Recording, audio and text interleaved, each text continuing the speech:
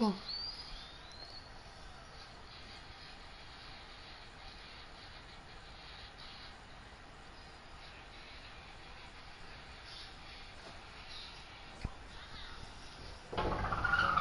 Olha lá, olha, ui, ali. Oh, não abrindo muito. Voltei. Oh, caralho, ele chama. Tiro. Olha, ataque.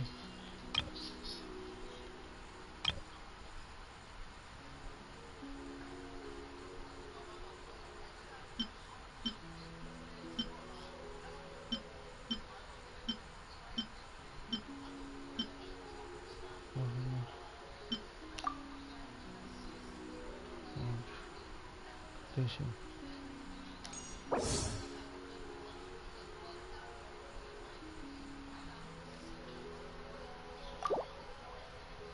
Oh, buraco.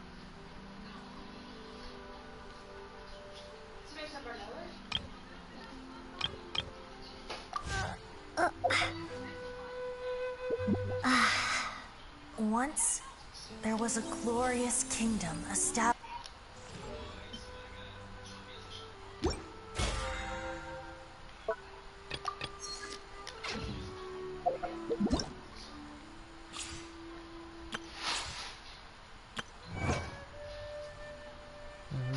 Encontros.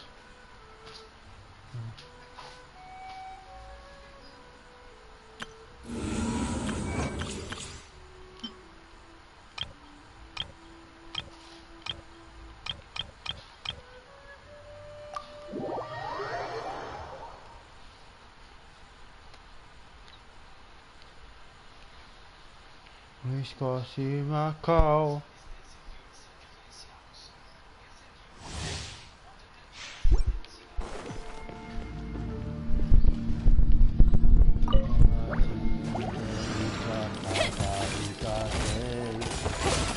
Give up. Your life is mine. Everybody stand back. I am the cutting edge of fashion. Isso mesmo, não esqueça de mim. You're toast.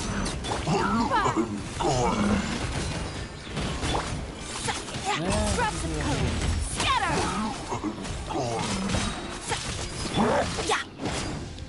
Teamwork is dreamwork. Submit. It's nothing. Next up. Olha, não vou agora levar strike não.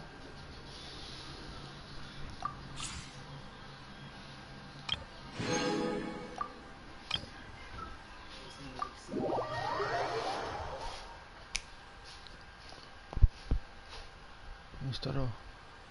Beleza. Kai, trebuie să mă instala asta. Portei și cu menul spate mi instalau stars. Nu.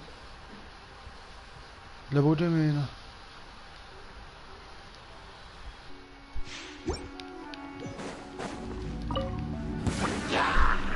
Let's roll.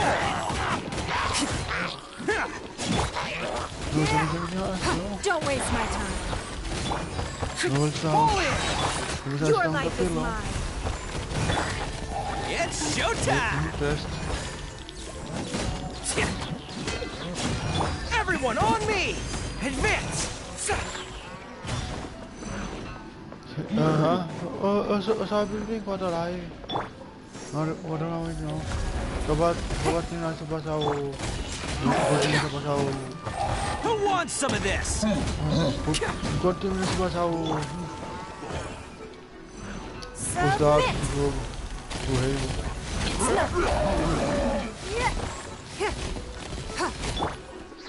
Fall in. Rally. I'm going in.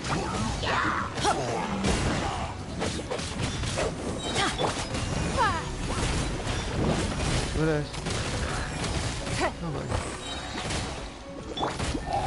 Showtime! Nice episode! Good. Bam! Submit! Everyone on me! Everybody stand back! Attaboy! Let's light it up!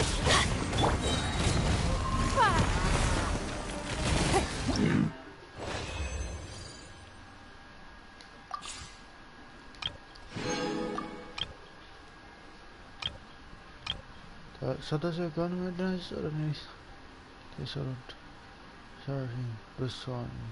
Doğru.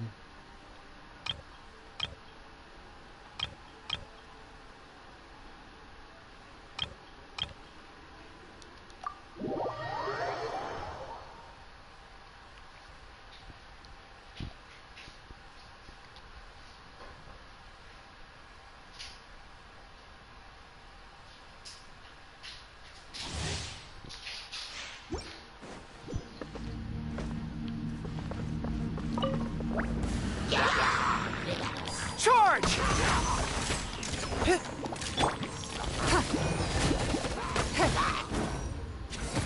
Don't waste my time. Your life is mine. Leave it out. Teamwork is strength. Press the advantage! Time to clean up.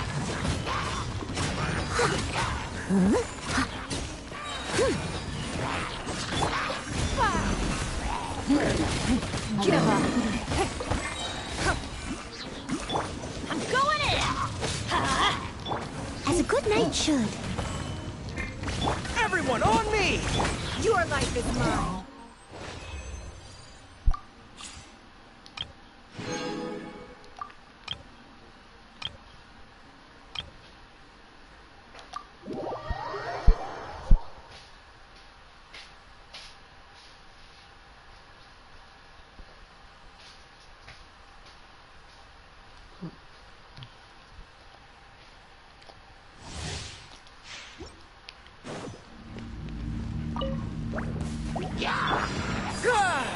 Pull in!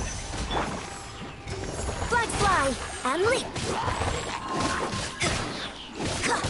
Break a leg.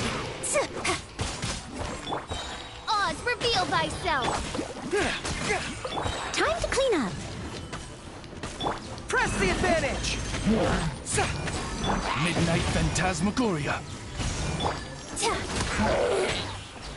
Your grand finale.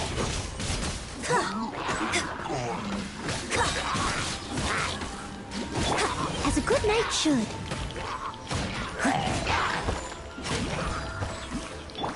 Rally! Charge! Wings of darkness. Break a leg. Observe. Very nice. Time to clean up.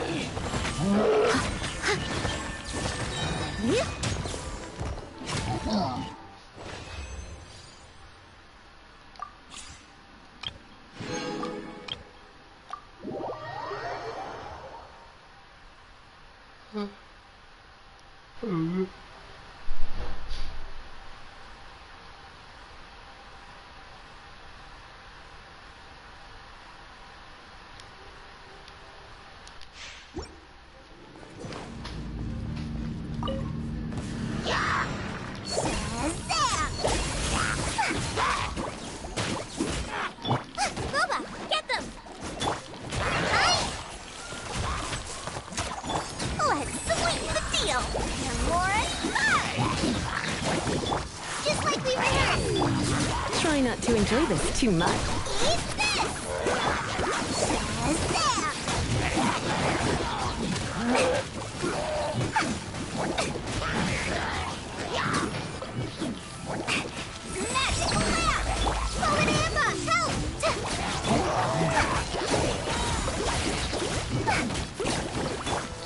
Surrendering will be...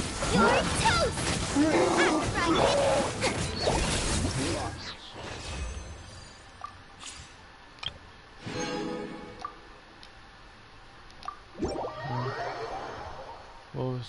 consegui concluir o teste.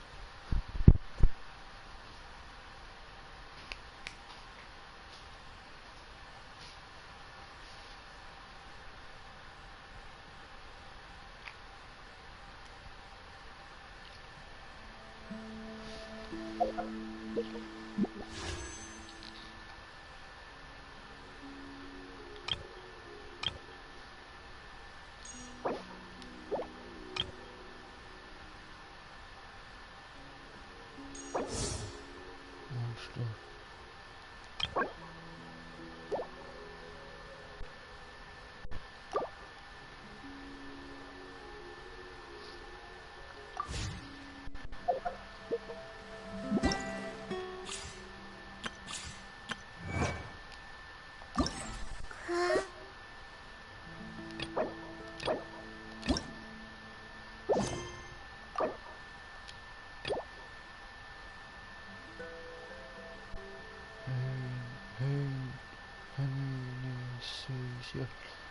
Não sei lá.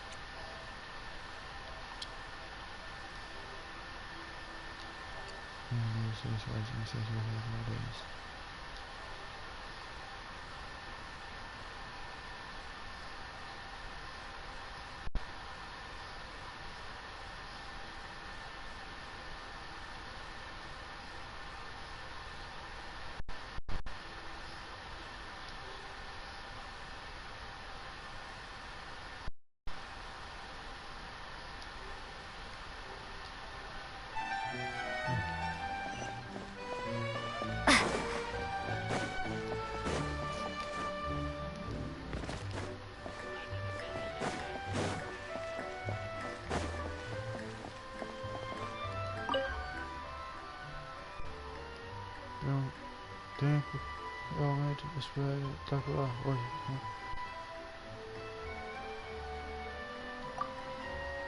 Minha vez, se abre o tempo como para se introduzir pelo trabalho, eu seria o trabalho, minha cara, você fez a extra entrevista para os posição de solucionar de problemas anunciada em nossa posição de humanitária.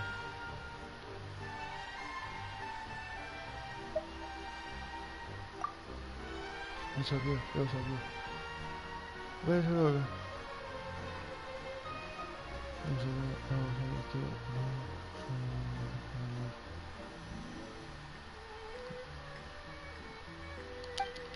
Qual é o negócio que roda de novo?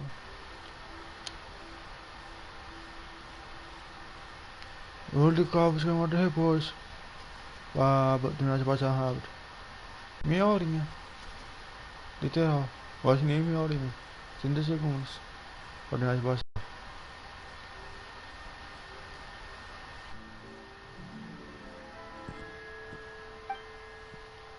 Parece.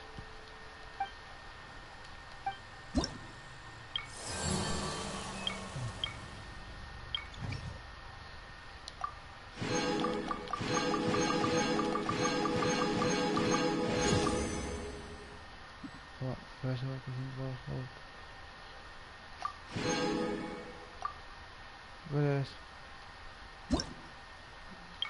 Parece que eu tô no Genshin. Impacto. Não, no... Já consegui entrar no... O rei abriu. Normal.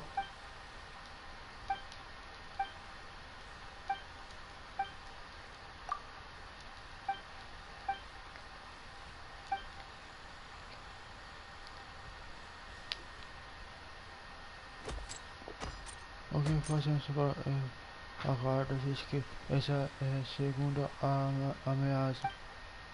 O que você quer ser com o segundo? Cadê a primeira? Ah, são isso aqui. Exatamente as pessoas que eu queria ver. Vocês encontraram alguns descobrindo que o moço foi roubado por uma mulher que se chama Corvo ou Meros. Era parece ter contra vocês. Ela deixou uma carta ameaçadora na cena. Alguém pegou ela, mas nós já recuperamos. Porque havia mesmo uma carta inicial postal molhada. Isso poderia ser.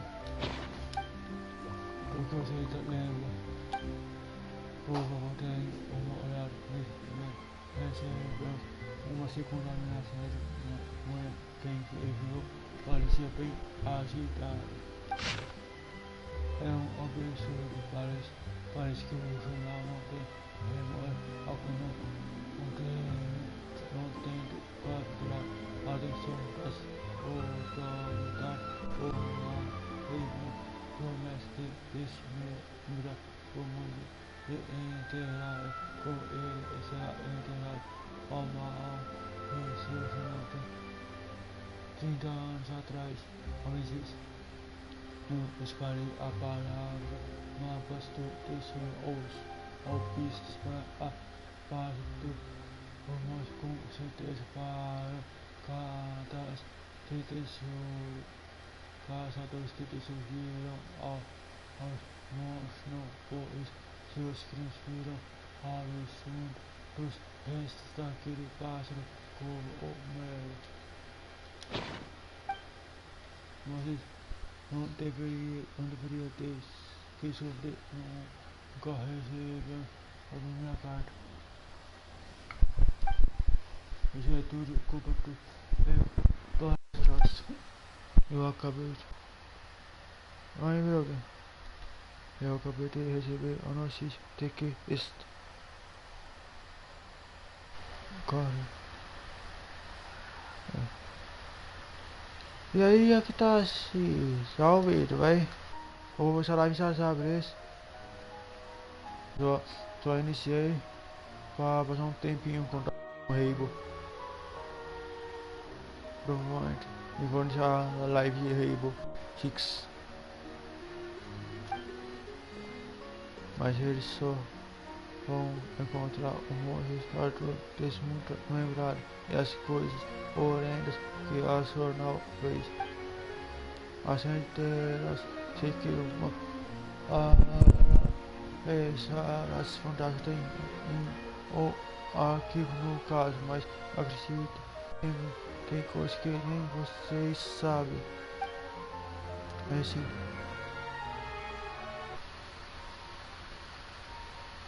Beleza. Esse troço sabe quem enviou a carta?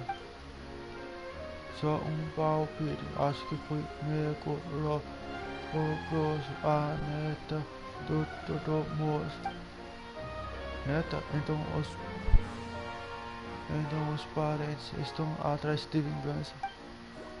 Parece que o povo é um pergunta dela. Aí. Ele tá perto. Eu pensei, ainda não. Mas tô tentando zerar o jogo.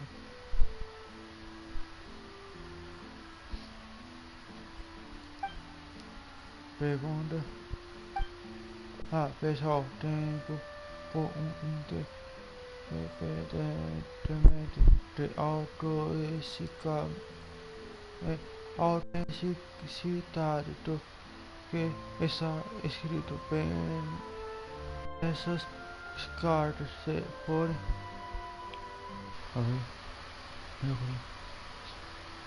Aham. Eu também, o mundo aberto, tem missão principal, secundária pra você. As missões secundárias pra você vai ser multiplayer com os amigos. A missão principal não tá. Caso se forem publicadas as reputação do jornal será manchada para sempre. Vocês podem ser sensíveis recuperar essas coisas para nós enquanto você encontrar o contato com Mero imediatamente. Nesse caso, também tem um pedido. Você sabe sobre as pistas na base do nós, certo? Você quer aquilo? Eu realmente não sei de algo, mas não posso garantir que ajudará a sua causa. Posso prometer que contarei tudo que sei. Quando isso acabar, pode responder alguns de suas perguntas. Isso serviria. Bueno, tudo bem, estou pronto para...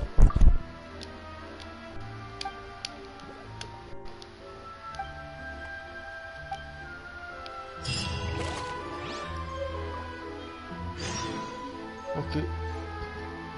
Jogar ameaçadora. Tá, lindo. Esse jogo, mas meu, tá travando muito.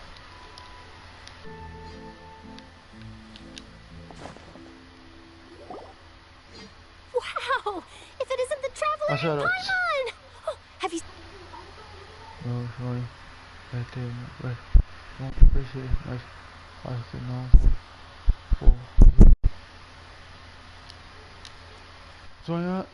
vou sonhando um dia desde a tava sonhando e tendo um objetivo em seguir, todo mundo já consegue. O que já sonhou? Qual você não é viajante e a pai, vocês fizeram assim o que escrevi sobre vocês. You got É que eu assim, a sua parte você só nos usou para ganhar hora. Podemos negociar uma divisão dos logos.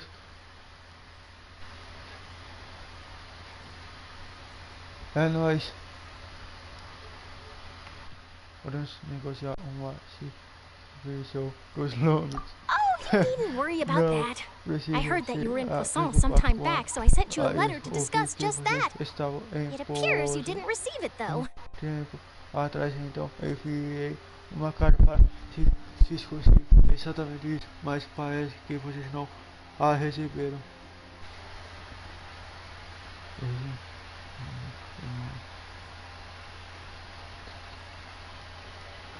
Meio que eu clavo as live por diversão.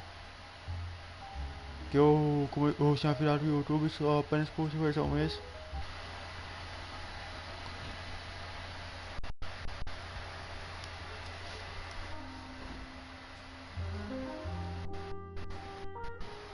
It's all right, though. I've set aside the amount intended for you. Meu I've even amigo, set the table with some pequena food. e as coisas. Quando as grandes coisas já tá repartido, pequeno, ainda tá no começo do próximo. Tá tipo uma corrida com o tempo. Quando o maior tá no auge, tá no final, o pequeno tá a caminho.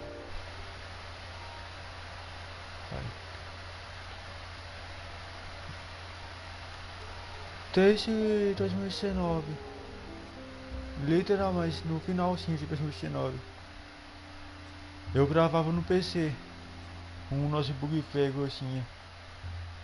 Eu jogava Roblox, jogos Play 1.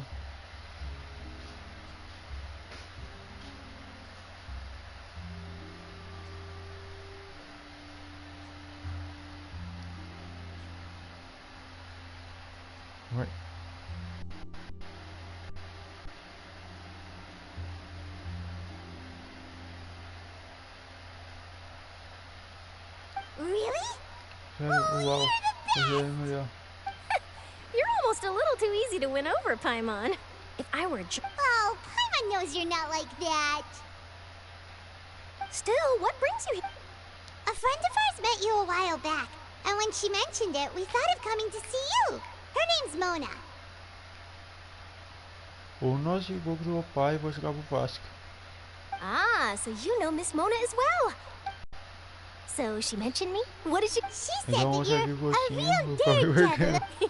Nice. Então, gostinho So your salvador. article in the paper to... Oh, of course it doesn't. That was more like live photography.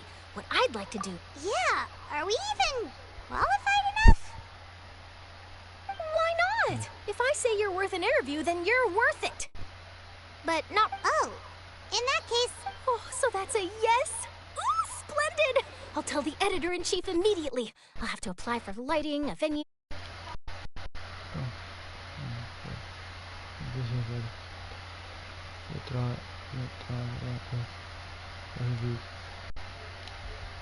Whew, so much to get done now. Talk to you later. Calma aí, calma aqui. Era muito bom depois que eu adoreci ele ruim. Não encontrei um aplicativo chamado Terabox, já viu?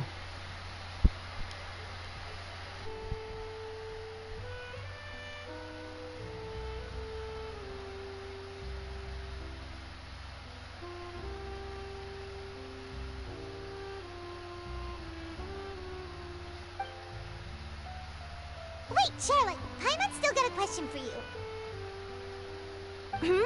And what's that? Meu Android tá no Android tá muito ruim. If, just for example, Fontaine were to be flooded tomorrow, Hoje tem what would you do hoje tem today? um celular que eu ainda tenho ele aqui, mas ele não tá funcionando. E vou jogar pro Vasco, meu celular. Eu fazia a edição de vídeo e gravava nele. Fazia live no TikTok, no Instagram também fazia live. Às vezes. Huh, that's the prophecy you're talking about, isn't it? I mean, I do hear about it Então no often, but Instagram. I've never once thought that the day could be tomorrow.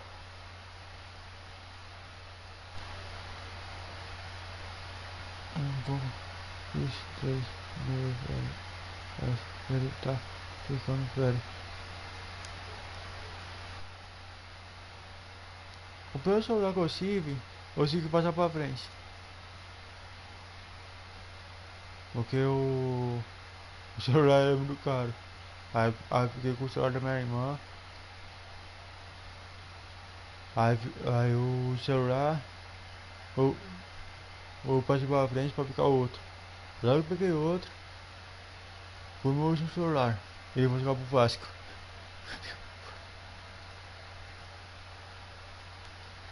If you're seriously asking, then I might try and think of a way to leave Fontaine. Oh, but I'm still a journalist first and foremost. That means I have a duty to be reporting from the scene. And secondly, I wouldn't forsake my homeland that 15 easily. meses que eu vou jogar pro Vasco. O celular. From what I've seen, most people don't know what they'd do should the worst come to pass. In truth, it might... So in all likelihood, I'd probably still be prepping at the office for that interview of ours. Just think about it. If this nation really were to be... And then do you know what I'd do?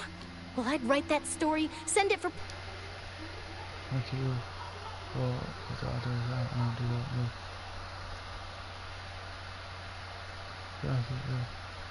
Atualização.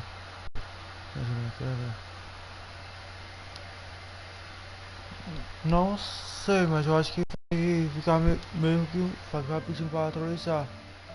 O meu tava pedindo pra atualizar direto. A DC atualizando. Atualizou. Aí não fez isso. Podia pra atualizar de novo. Colocava pra atualizar. Atualizava. Aí eu deixei isso. Vou colocar pra carregar porque eu não tava carregando. Tava vendo carregar o celular. Coloquei pra carregar. Só carregou um dia, depois não quis carregar mais. I'm not a dreamer, nor am I a workaholic. But I do love my job. And I'd be proud of leaving such an article behind. I guess you could say that I was born to be a journalist. Nem ligado tá ligando mais. But anyway, that's my answer. And on that note, I'll get back to my preparations. O único método de escape para conseguir fazer as thumb. E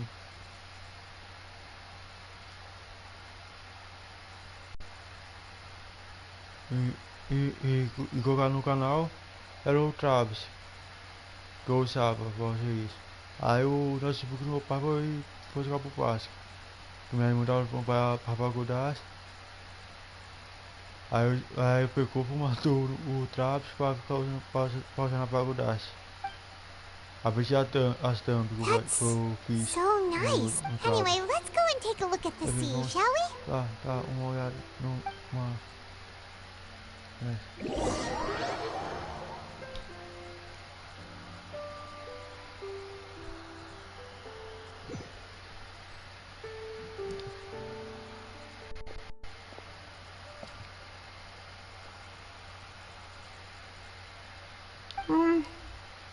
Hyman's been thinking, if it wasn't Fontaine, but all of Tevat that would be destroyed tomorrow, where would we go and what would we do? No, Hyman should ask, if you could choose, what would you like to do? O que você iria querer fazer? Se eu pudesse escolher, assim como Charlotte diz, tentar considerar tornar o que faz We've always been moving to the next destination, so we haven't spent much time thinking about these kinds of things. We didn't have to either, with us always being on the road and whatnot. Pensando sobre esse tipo de coisa, já sempre estivemos andando por aí e tal. Beleza, boa noite. Aqui tá. Até o momento chegou, acho que continuarei nessa jornada. You mean, still traveling? Você quer se continuar viajando, sim, aproveitando cada momento. Você está Muito obrigado. Eu vou iniciar a live de...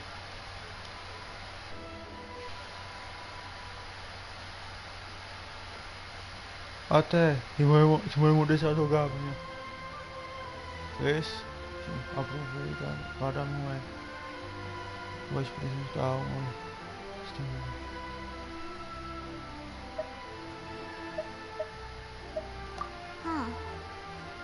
Wait, isn't that what we've always been doing? As duas continuam conversando sobre isso conforme o tempo passa. Assim que a noite cai, vocês podem para o orçamento eterno.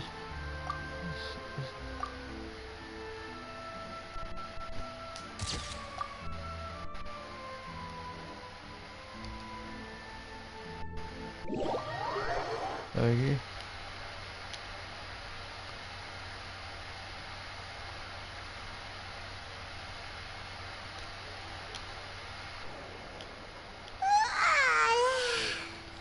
But it's still better than... Oh, so the two of you are still here.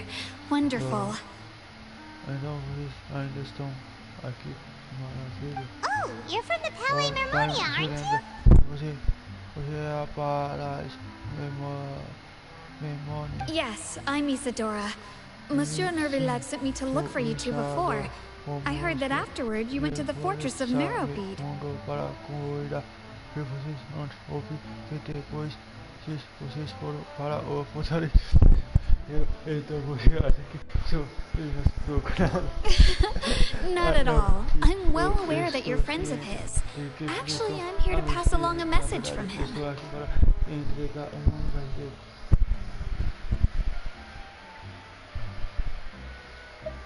Yes, inside the Opera House. The Maréchaussée Phantom has declared the incident a small-scale riot. A riot? Well, that said, I don't personally think it was that serious. Lady Farina was watching a performance at the Opera House, and while she was resting during an intermission, some other audience members suddenly started harassing her.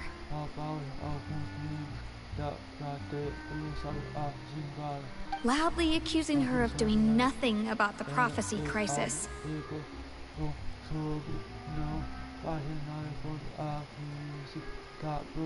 And before she could respond, others started to join in.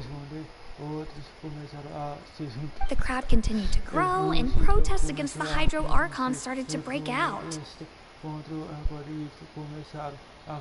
So people have started to put the blame on Farina. Guess they finally found an outlet for the pressure they've been under due to the prophecy.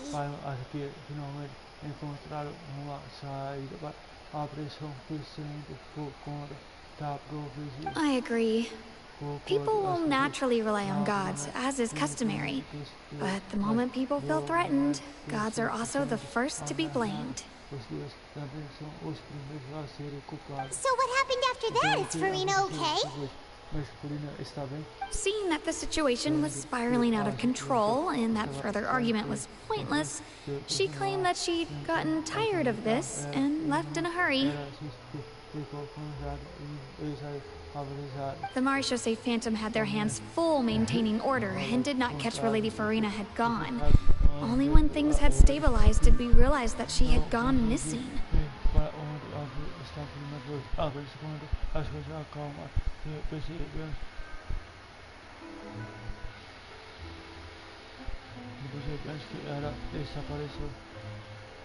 So, you mean she's still missing? That's right. The Marechaussee has dispatched many people to search for her, but we don't have any leads yet. That said, I don't think there's much to worry about. She is a god after all. Even if she were to fall into the hands of rioters, what could ordinary people do to her?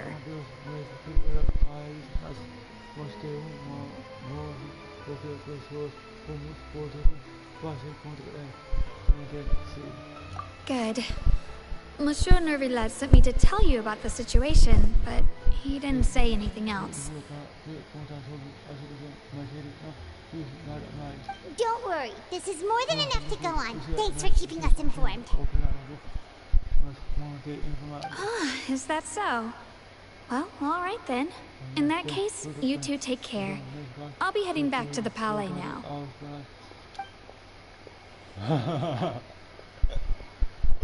Well, sounds like we should hurry over to Port Saul then.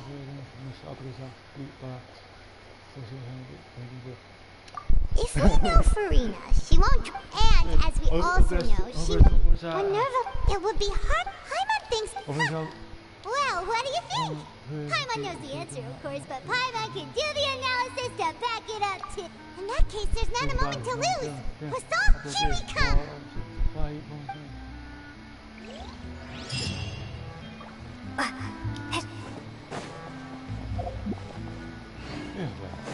No.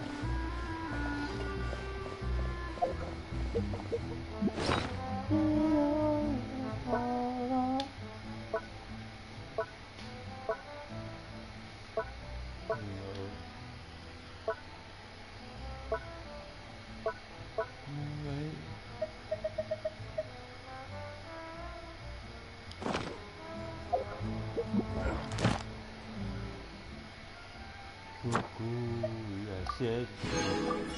Goku e a Sérgio espera tudo.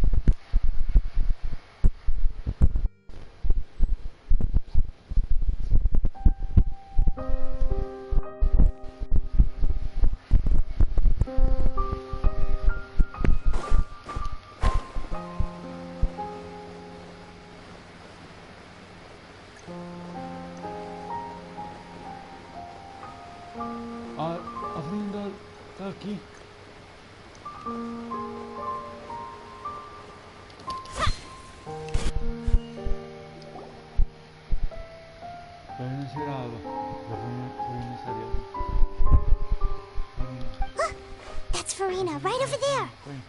She really is here all on her own.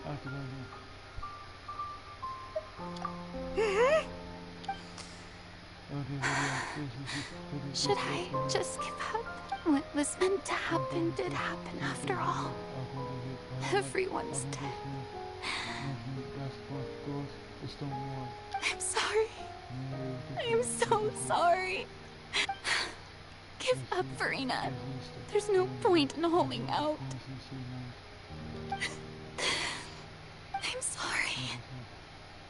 But what can I even do other than to repeat meaningless apologies over and over? Who's that? Don't worry, Farina, it's just us.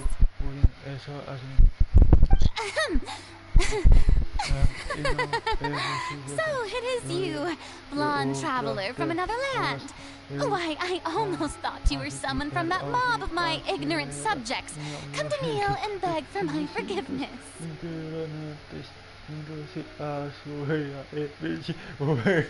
Farina, you were crying just now, weren't you? The tear stains on your face are obvious.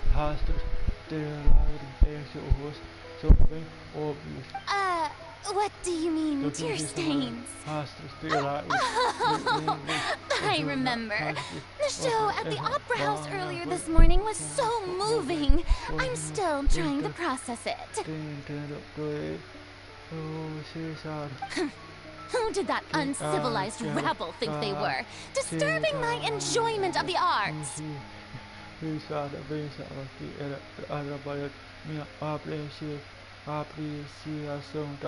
They even dare to tout their archon.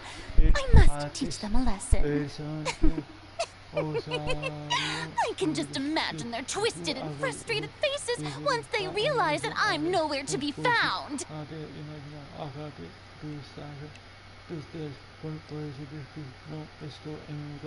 Oh, and I'm sure Nouvellette and those people from the Marsh Chaussee Phantom are freaking out right next to them, too.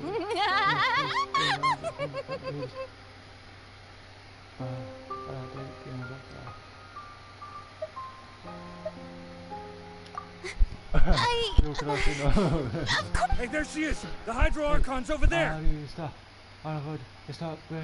Quick, after her!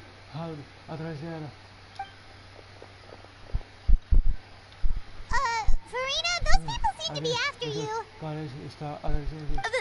They are? They're just some rabid fans who want to cut the line because they haven't been able to meet me in person, aren't they? That's against the rules.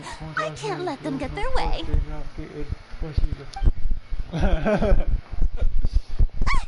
Farina just ran off. Quick, we have to catch up with her.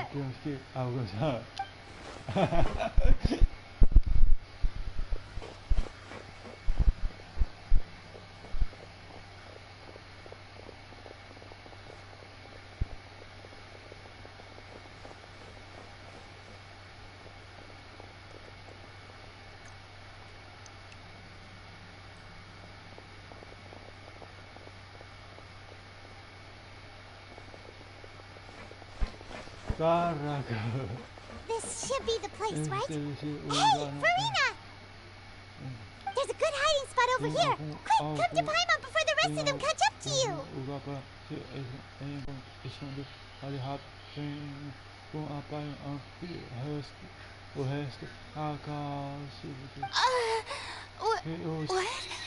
What is this place? Hurry, they're almost here. Fine. I suppose haste is warranted. Lead the way.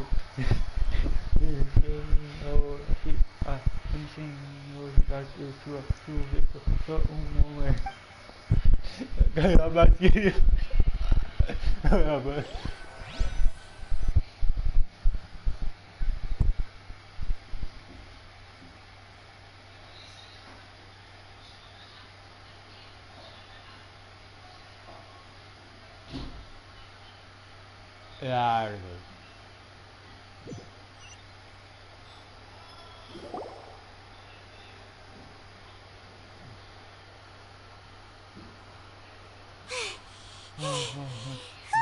Everyone's exhausted.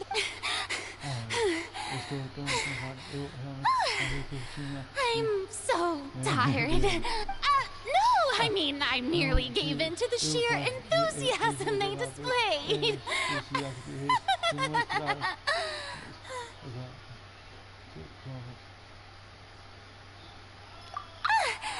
You're right. Yep, that's a good girl.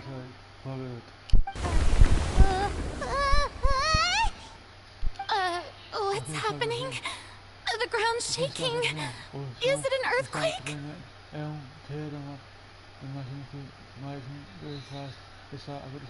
Yeah, a quake of this kind preceded the flooding in Poisson, didn't it? It can't be. It's happening again.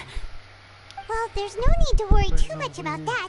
Neverlette's made some emergency plans, so the evacuation should go a lot smoother this time.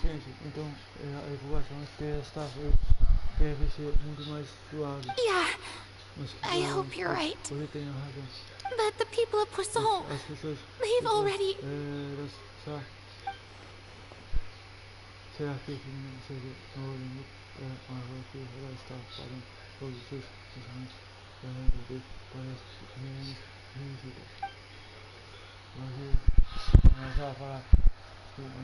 It's true. I've been investigating the prophecy for hundreds of years. I once had informants all over Tevat, searching for clues and feeding information back to me.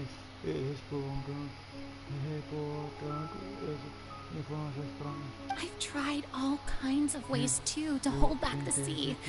Anything to keep the coastline from advancing.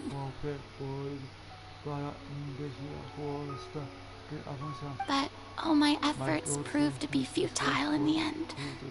Really, the truth has been clear to me for a very long time. We cannot make an enemy of the divine. No matter what we do, the will of the heavenly principles will have its way, and the prophecy shall be fulfilled.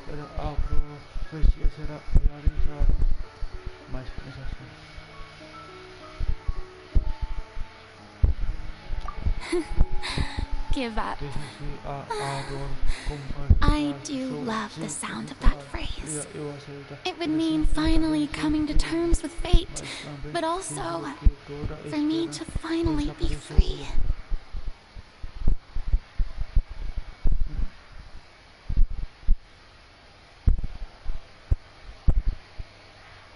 Indeed, I've thought about giving up so many times. Especially after we almost lost Poisson. Fate is really unreasonable, isn't it? It has no heart and obeys no rules. The prophecy has only just started to come true, and so many people have already lost their lives. But just now, it all became clear to me. I still don't have the right to come to terms with fate on behalf of everyone else. As long as the final moment hasn't come, it's still not too late. Don't worry. I will keep hope alive for everyone until the very end. Well, that's enough for now. I got the impulse to play the stricken maiden, but honestly, considering my rank and station, that wasn't a good fit at all.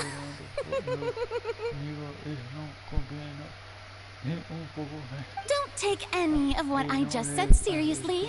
How could I possibly let Fontaine fall to the whims of trivial prophecy? Come on! I could have sworn you were actually being honest just now.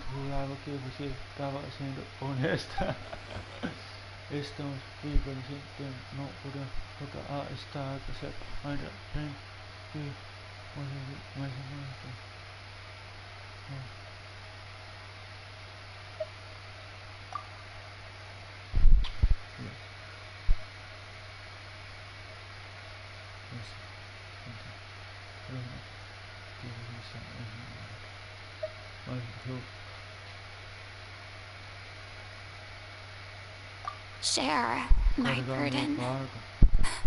That's impossible.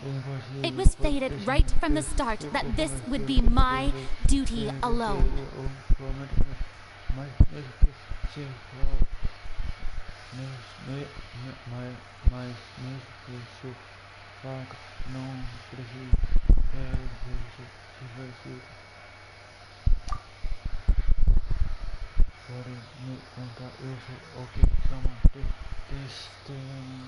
A witness. Yes, I've heard that you came to Teyvat from beyond the stars, yes. In other words, you never belonged here. And if Teyvat is, in its entirety, a show on a stage, then you're just a spectator, aren't you? If that's the case...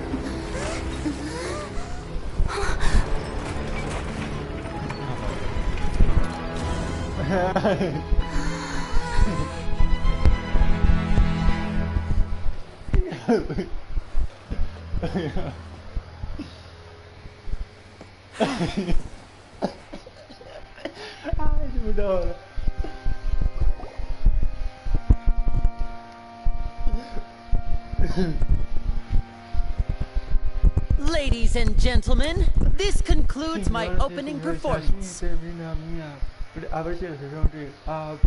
Now, without further ado, we may proceed to the trial of our god. So, this is what it is. Yes, you deserve praise for the effort you took to raise the dramatic stakes.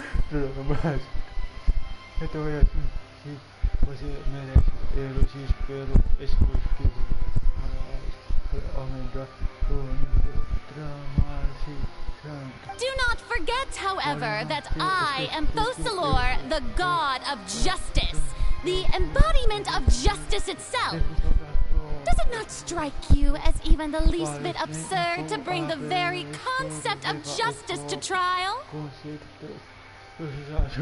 May I interpret these words as your refusal to stand trial? In that case, you will have the opportunity to defend your honor through a duel. You would draw your blade against a god?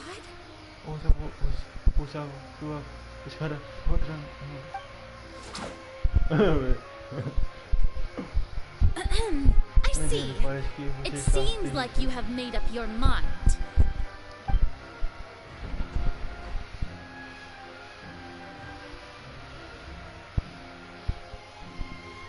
Paimon can't believe it. She just surrendered. What the heck is going on? Did I just see an Archon surrender to a human? Wow, how utterly humiliating. Lady Farina, what is the meaning of this? It would seem that there has been a misunderstanding. To be clear, the raising of both hands is not always an indication of surrender. Looking for excuses again, huh? I raised my hands just now to indicate my acceptance of the trial. No duel shall be necessary.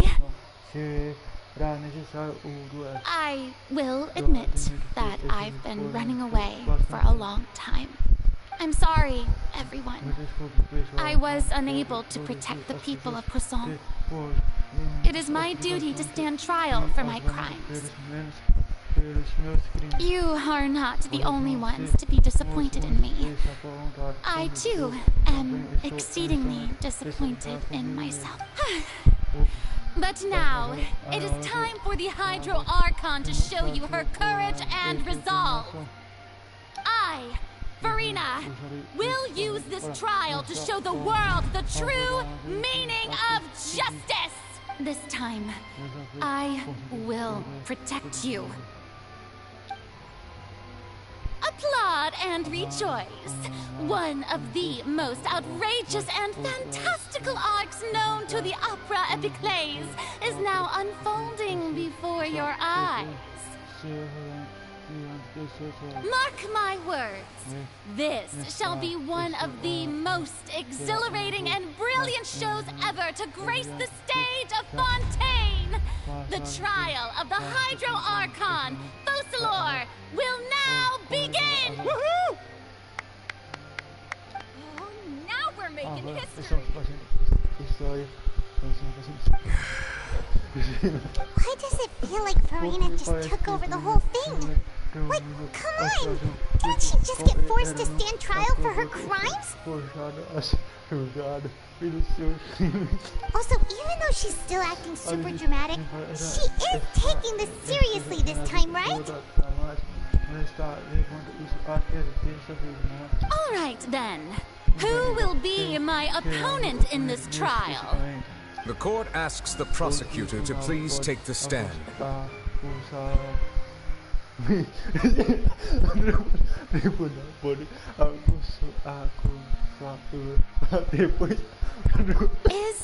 that so?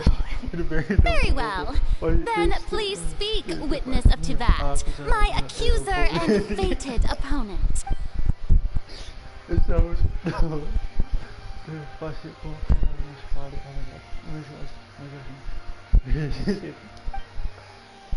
Mas está tudo bem. Esse aqui a gente tem muito bem, ainda tem tudo.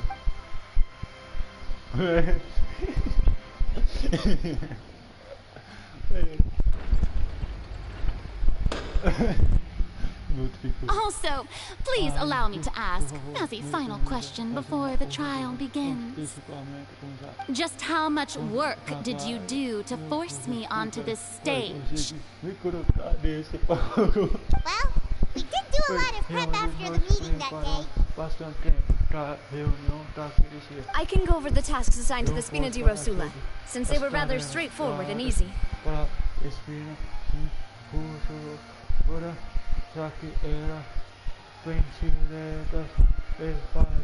Navia, the president of the Spina di Rosula.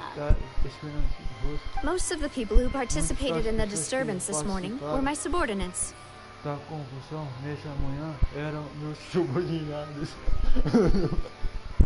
They changed into plain clothes and came to the Opera House as regular audience members, waiting for the perfect opportunity to incite insurrection against you.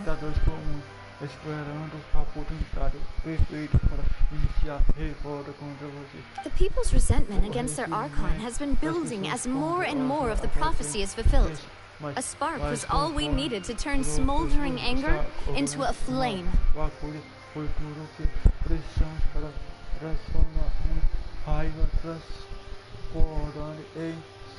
Moreover, according to our understanding and analysis of you, when something like that occurred, you would likely flee the scene and head to Poisson by yourself.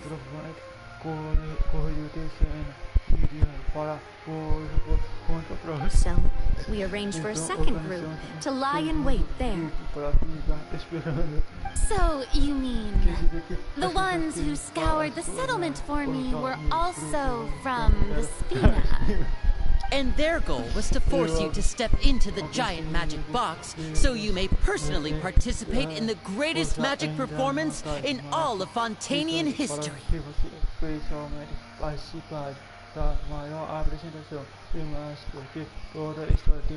That's right. That house was a magic box, rather than someone's residence. As the super ultimate version of the setup that I used when I first performed at the Opera Epiclese.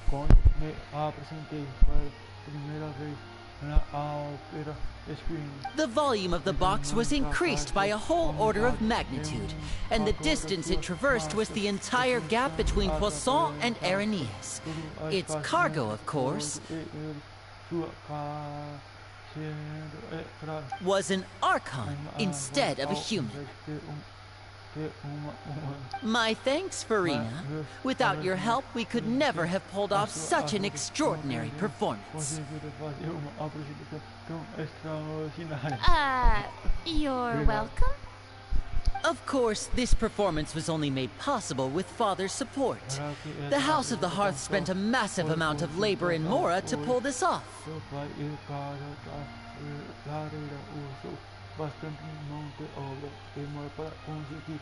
We had to select a location, construct a giant magic box, dig a tunnel, and open up a path through the water. It was a lot of work for all of us.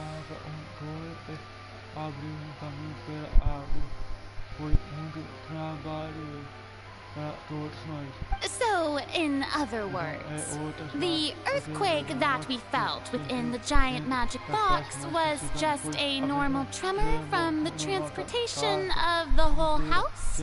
That's right. It wasn't a sign of another disaster to come.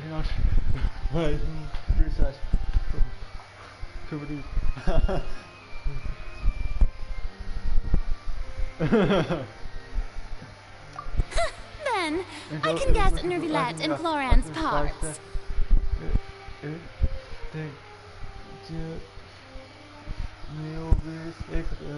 You gathered a crowd, prepared a stage, and made sure that the champion duelist would be immediately ready for a fight. Also that as soon as I appeared on the stage, the trial may commence without a hitch. Am I right? Yes, that is correct. Well, Florand, I must commend you for your courage. Only the most outstanding champion duelist in all of Fontaine would accept a duel with an Archon without flinching. Thank you. As for you, Traveler, I suppose your role was to keep me distracted with conversation once you found me in Poisson. You'd make sure that I didn't notice anything amiss before revealing yourself as my prosecutor once we'd arrived onto the stage.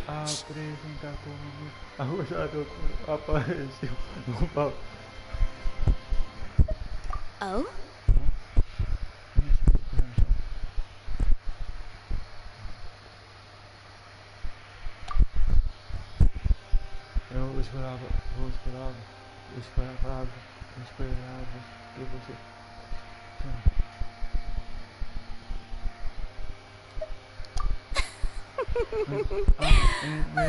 Is that so?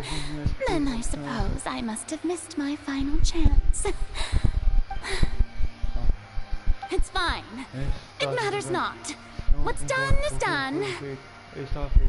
The stage is already set, so there's no reason to disappoint the audience. Let's see this trial through to the very end.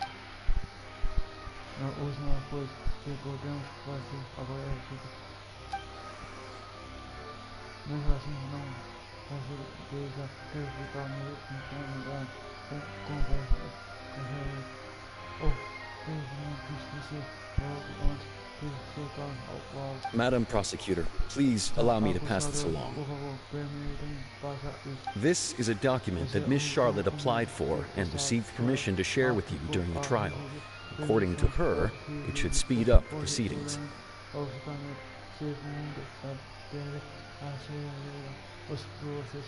Huh?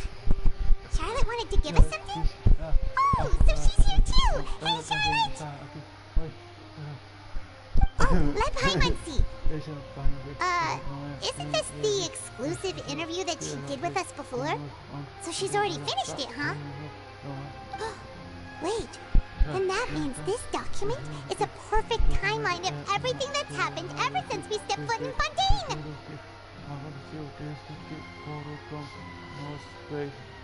So in other words, we can refer to this anthology of evidence every time we want to use something from our journey as evidence for an argument.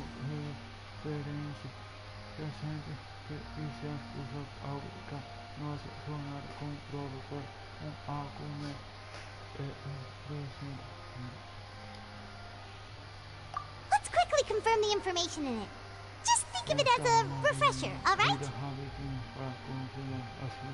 You defeated the Hydro Archon in the very first duel you took part in at the Opera House. I didn't think this is the fortune. I nearly... The words of someone as extra...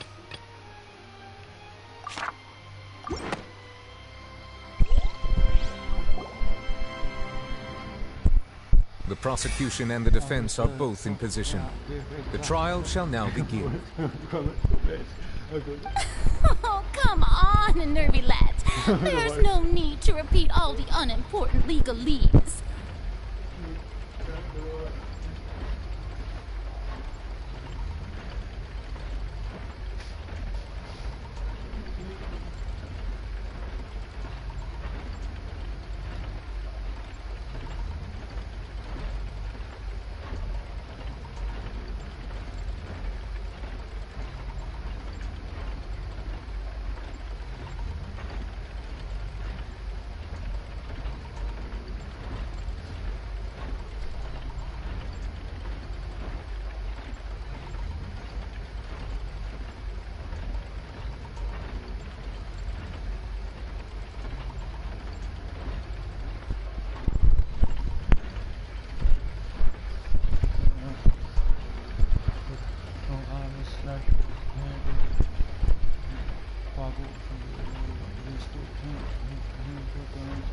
Just fast forward to the part where the prosecution lays out my offenses. As the defendant and the lead actress of this performance, I still haven't even been informed of my supposed guilt in all of this.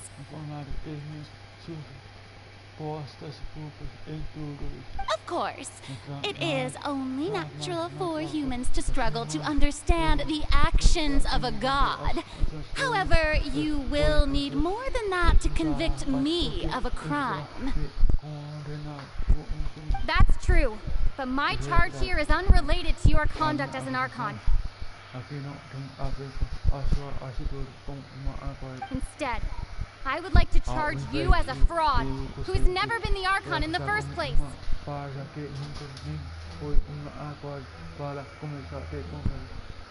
Wait, what was that? Lady Farina's a fraud?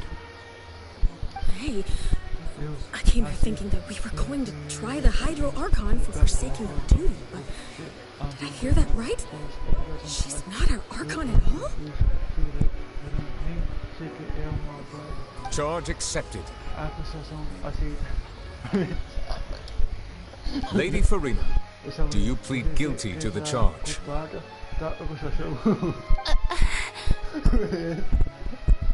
Lady Farina. I plead not guilty. How can I be guilty? There is no way that I, Focalor, otherwise known as Farina de Fontaine, a member of the Seven and the Regina of all waters, kindreds, peoples, and laws of Fontaine, could be anything other than your true Archon.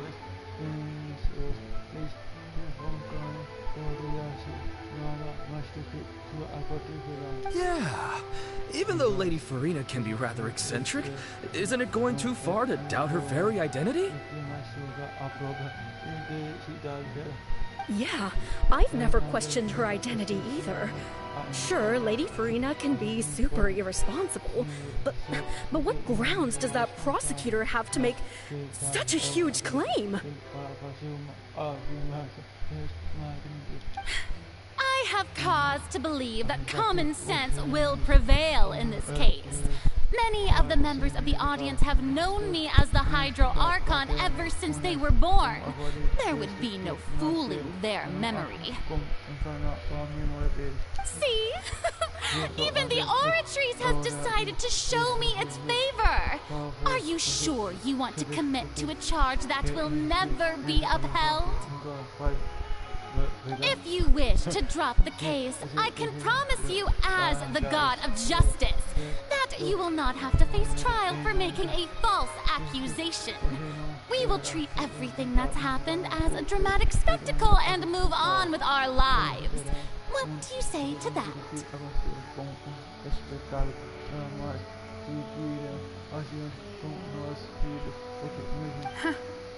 An argument with near impossible odds, huh? You have to not only refute Farina's claims, but also overturn the long-held beliefs of the people.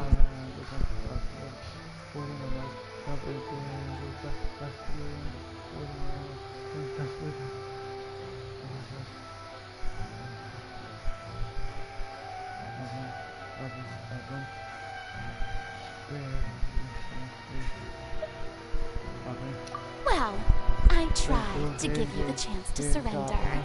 If you must persist, then let me ask.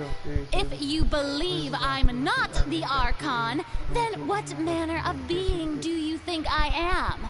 And if I was not the Archon, then how did I manage to live for over 5...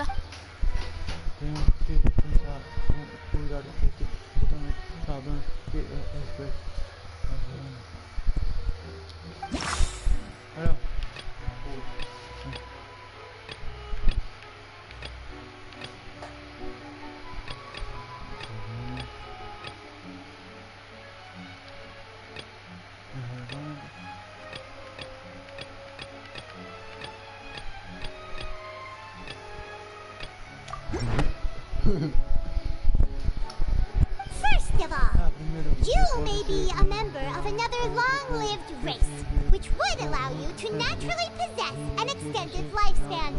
And second of all, even if that wasn't the case, there could be other ways to extend your life.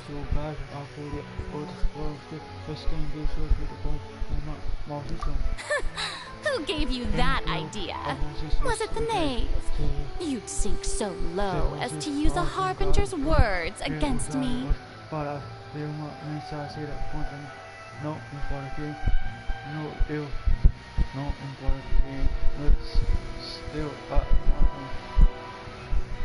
A curse.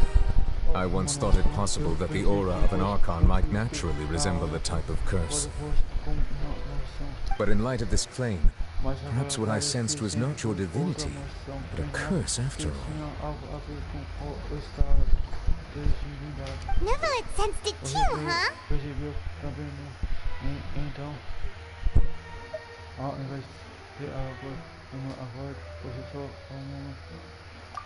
Lady Farina is actually a human? Well, it is true that it's extremely difficult to tell humans and gods apart just by looking at them. It's not impossible.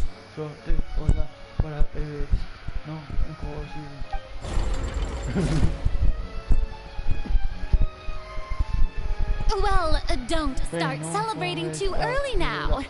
Even if I have been carrying a curse like you said, how does that prove that I am merely a human being?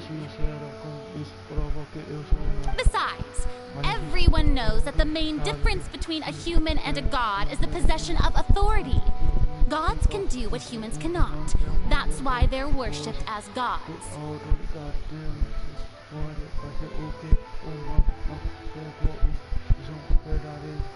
For centuries, manifestations of my authority have served the nation of Fontaine. One need only to turn their eyes towards the Oratrice Mécanique d'Analyse Cardinal in this very opera house, or consider the endemidium that is used in every aspect of life.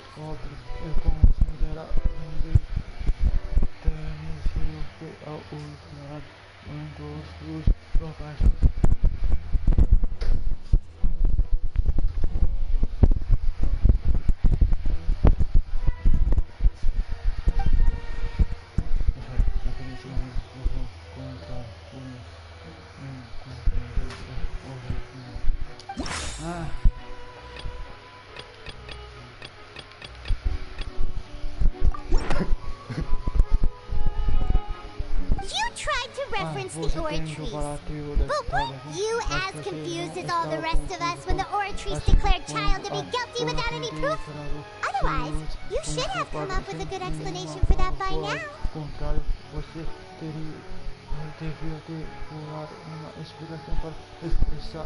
Didn't I make myself clear at the time? The decisions of the gods are naturally difficult for humans to comprehend. There is no need to provide an explanation.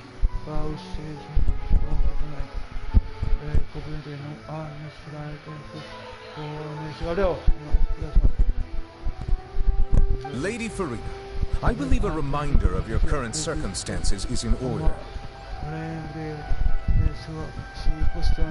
While the court is in session, the principles of justice and the law must come before all else. While you are an Archon, you are also first and foremost the defendant in this trial. You will prove yourself unable to defend against the prosecution's charges if you continue to withhold vital information against the rules of the court.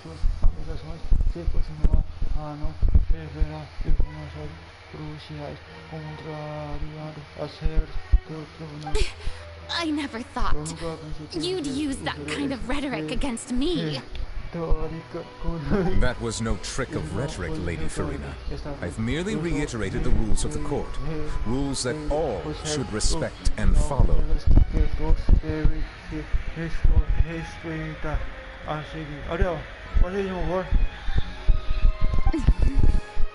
So, you neither knew why Child was declared guilty, nor did you understand the structure and operations of the Oratrice. Instead of having been created by you, the manifestations of authority you mentioned have been made by the real Hydro Archon, haven't they? The real Hydro Archon? Well, now you're really losing me. It is true that I did not know why the Oratrice gave out a guilty verdict that day. But the Oratrice handed out that verdict unilaterally, and it has been operating independently ever since it was first created.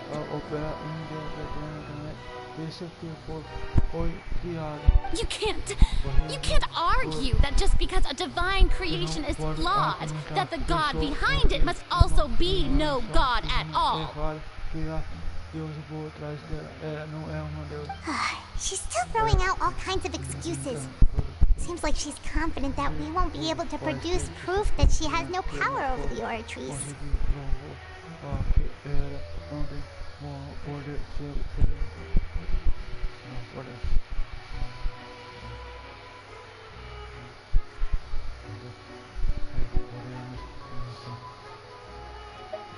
My power as an Archon.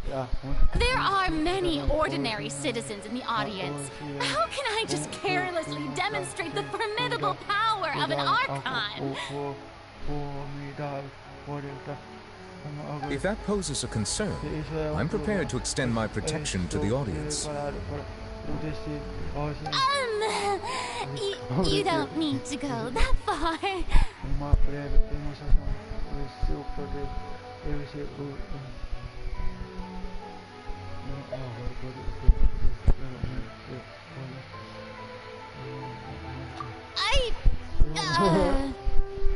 Aren't you the Hydro Archon?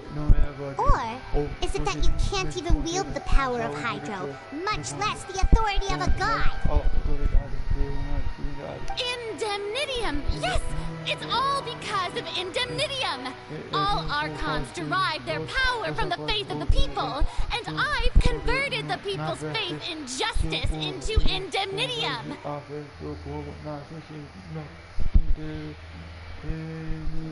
Thus did I give up all of my divine power to provide everyone with energy for their daily lives. Have you ever seen a more magnanimous god?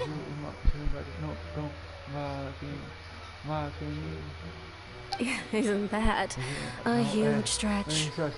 Yeah, no matter how generous an Archon can be, how could they give up all their power? Can a god with no power even still be called a god?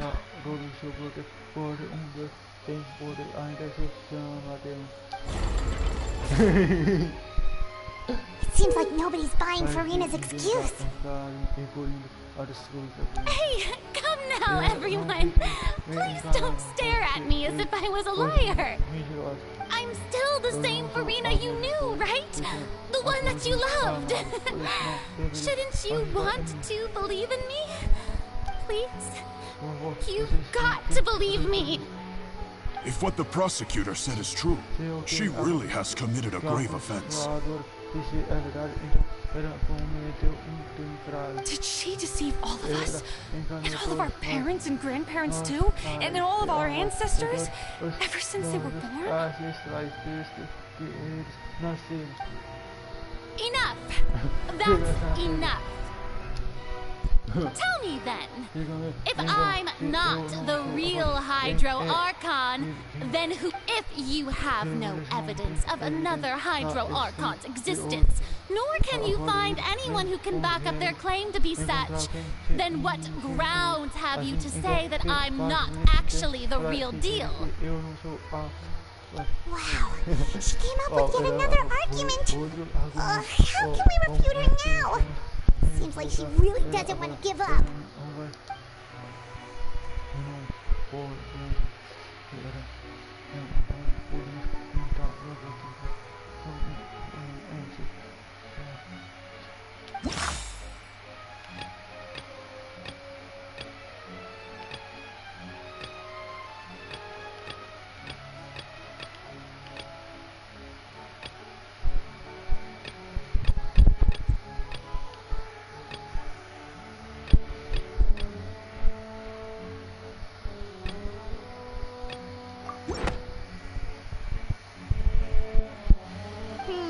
That doesn't sound right.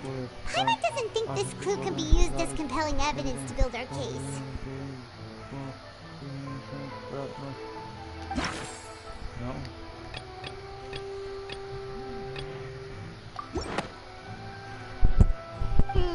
That doesn't sound right.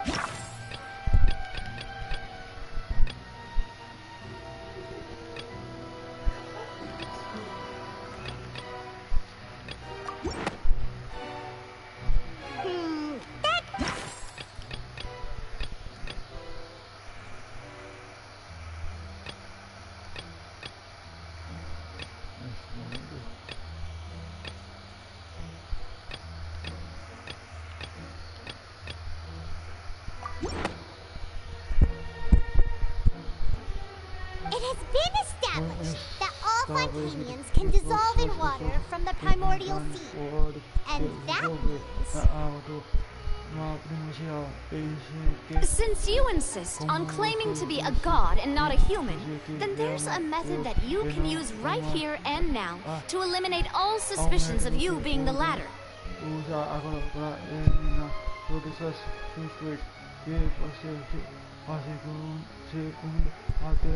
Miss Navia, please apply to serve as a temporary attorney for the prosecution before addressing the court. Though you act in partnership with the prosecutor, you must still adhere to proper procedure.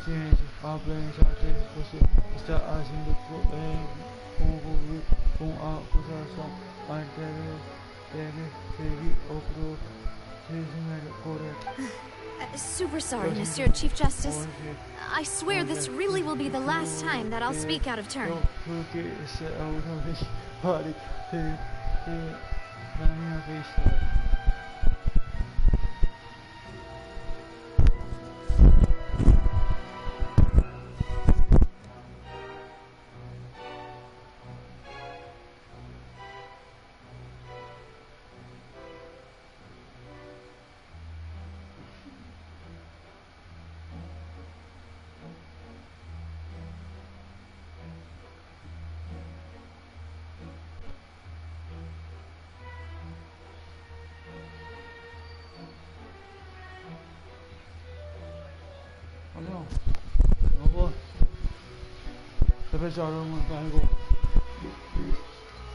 Cái của ở đâu?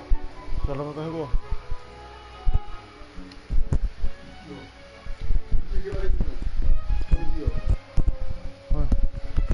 Đấy.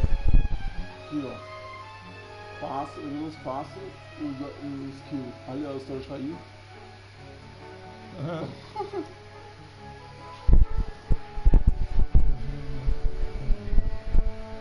Now, I've brought some seawater from Poisson.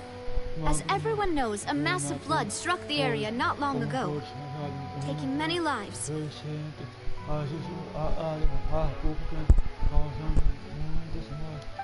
Including those of some of my closest friends. So, Miss Farina, would you dare to touch some of the seawater? If we are to believe that you are indeed the real Hydro Archon, touching the seawater would have no effect on you. All it should do is strengthen your case.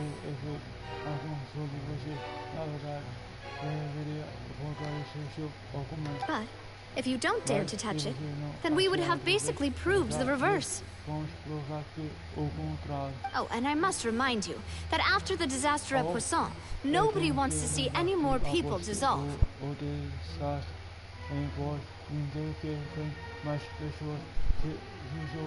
I do hope you'll act prudently and choose the simpler path of admitting guilt.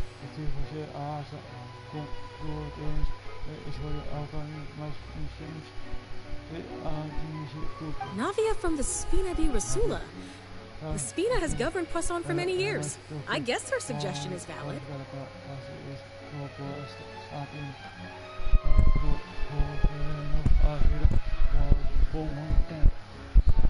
If Lady Farina is indeed just a human, she's probably Fontanian like all the rest of us.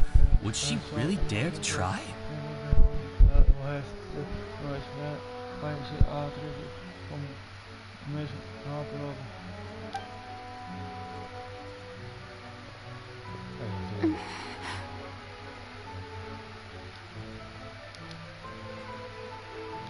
Lady Farina, this test has been unilaterally proposed by the prosecution.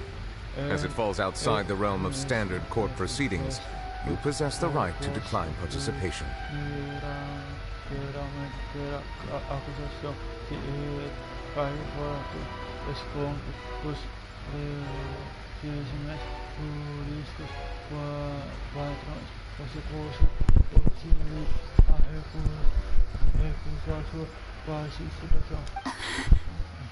Well, of course he had to tell her that. But refusing to participate is basically the same as a confession of guilt.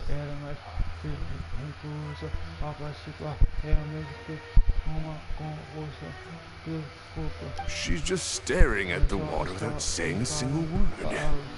It really does seem like she's quite terrified of it. That could only mean... What's going on? Is she really planning to... That's not what we thought she would... Due to the inherent risk of the test, Lady Farina, you may...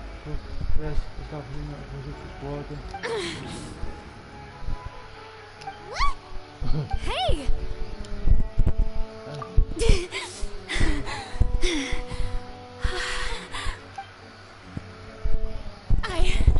I'm fine! Look at me, everyone! My hand is still here! Will you believe me now? I really am your Archon! I'm nothing like a normal human who would fall apart as soon as they touch this water! Really? Was this not the most obvious thing in the world? Miss Siegewin? If you're present, Miss Siegewin, please come forward and attend to the defendant. Siegewin? Don't be nervous. It'll just take a few seconds. Let me see.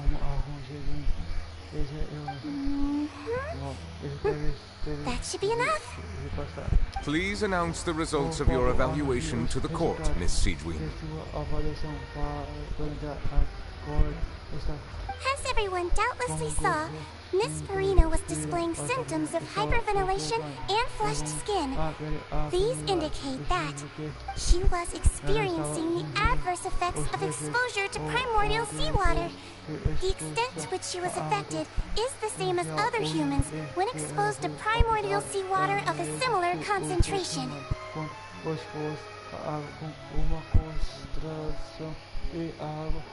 Thank you, Miss Siegewing. Lady Farina, you may return to the defendant's stand. Oh, wait. What did she just say? I didn't get dissolved. Shouldn't that be enough to prove my innocence? Well, considering your tendency to run from your problems, we did originally prepare a direct sample of the seawater around Poisson.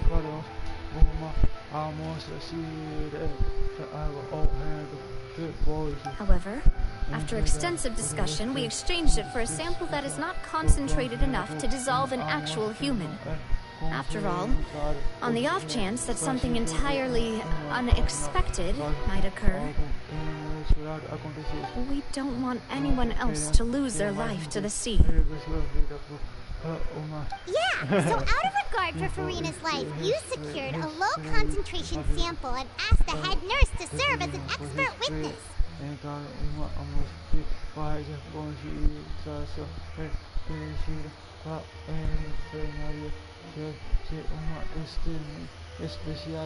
It's a great thing that the direct sample wasn't actually used. Farina could have... I can't believe... You...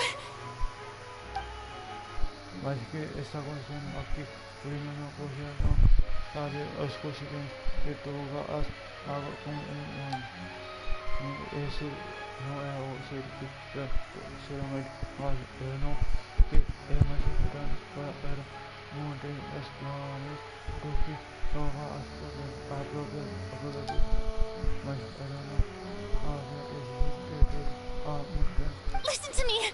Listen to me, everyone! Please don't give me such cold and disdainful looks! What happened just now didn't prove a single thing! Think about it!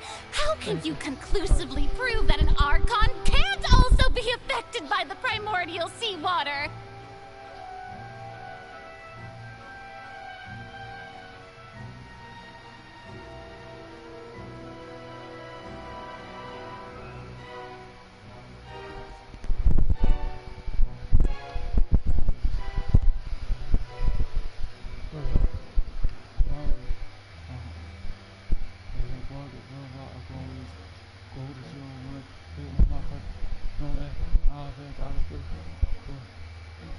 Also, if I was really just a human, why would I dare to just put my hand in that kind of water?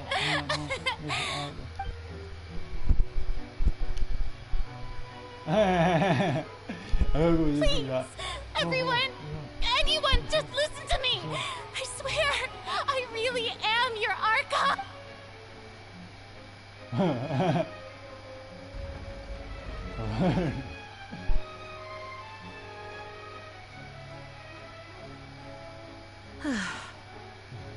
I don't think anything she says at this point will sway anyone. The odds are just too stacked against her now.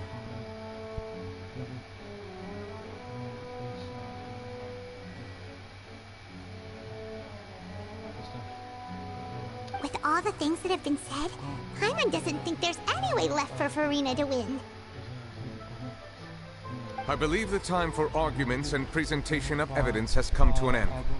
If there are no objections, we will move on to the final judgment.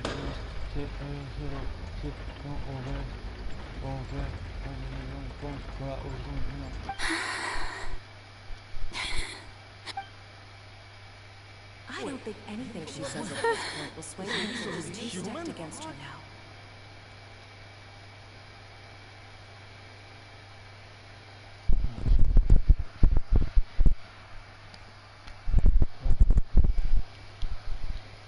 In my capacity as Chief Justice, I shall now render judgment on Farina's misrepresentation of herself as the Archon of Fontaine. As a human who knowingly deceived her fellow citizens, Farina is guilty.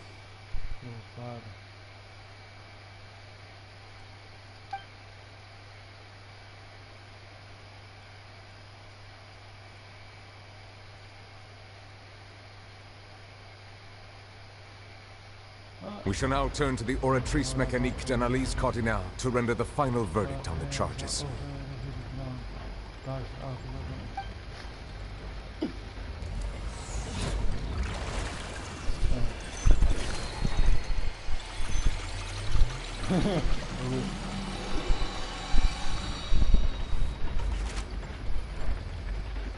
According to the judgment of the Oratrice Mécanique d'Analyse Cardinal, Farina is... Well, what's wrong? What's the Oratrice's verdict?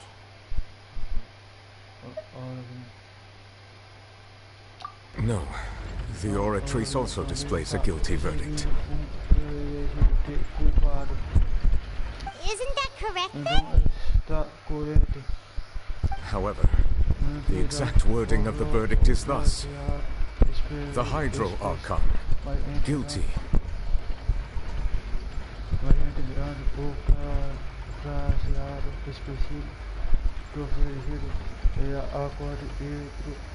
To be punished via the death sentence.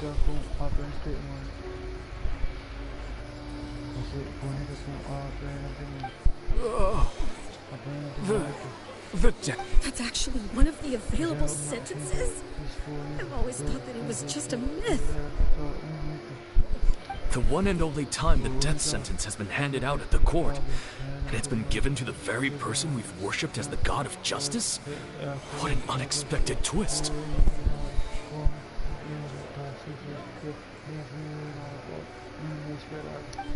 Farina's been sentenced to death by the Oratrice?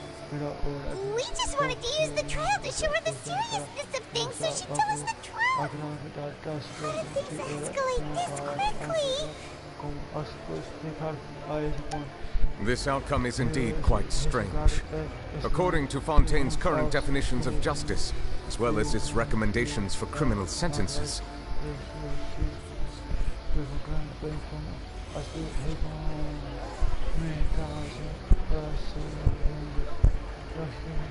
is this sentence really appropriate for the crimes that have been committed? Yeah!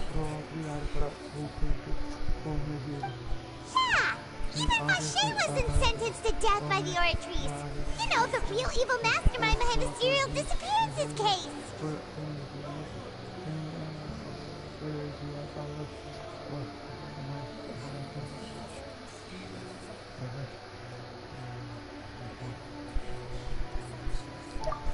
Indeed. Not only is Farina's sentence overly excessive, the very point of our trial today was also to prove that Farina has never been the Hydro Archon in the first place. But now, the Oratrice seems to have deliberately invoked the title of the Hydro Archon. What does this mean?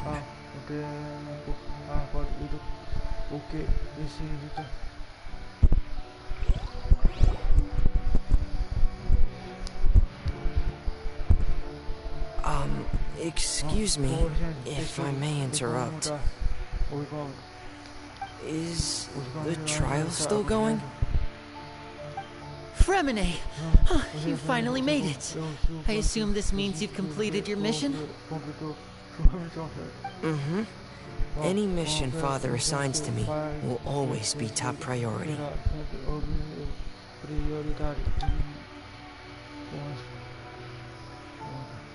Is that the first prophecy slate?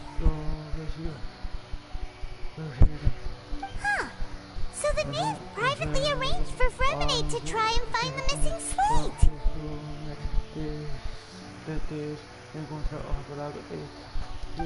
I looked everywhere and finally found it at the bottom of the sea.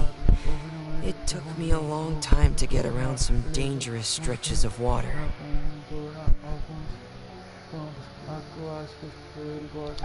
But has the trial already concluded?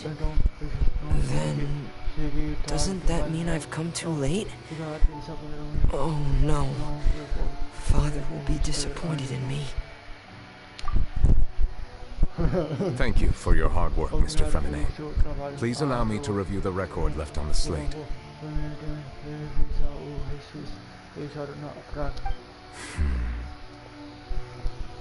Traveler, I believe that you have already seen the other existing slates. We'd like you to come here and confirm their contents.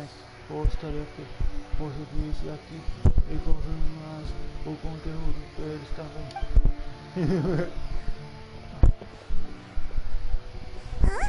So what do you see? What is it?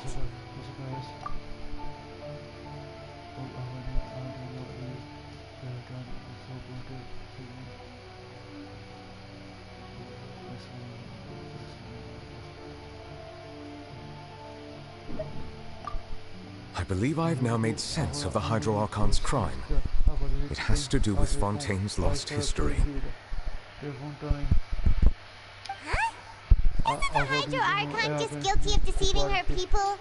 Oh, wait, no, that's Farina, and we've already proven that she's not the Hydro Archon.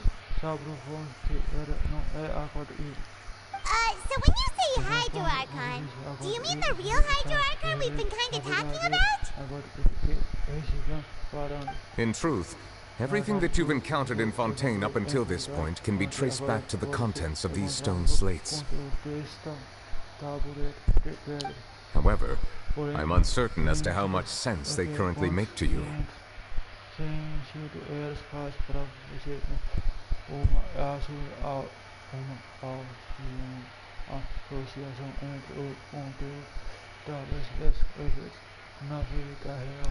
Okay, let's try to recall the contents of the other 3 stone slates. Paimon will do her best to help you remember. The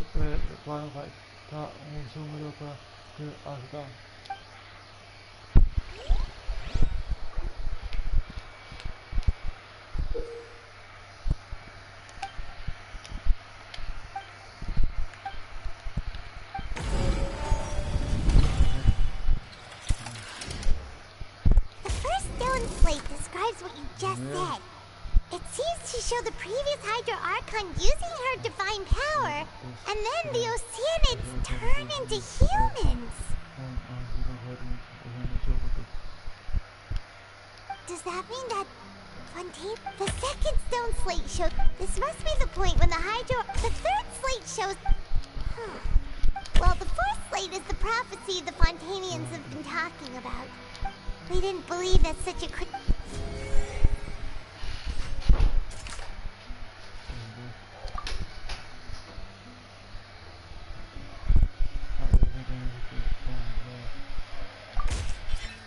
We know from the case of the and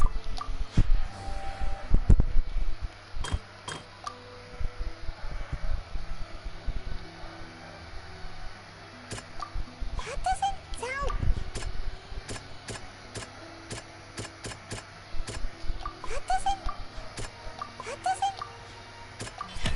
Perhaps what is about to take place has all happened before.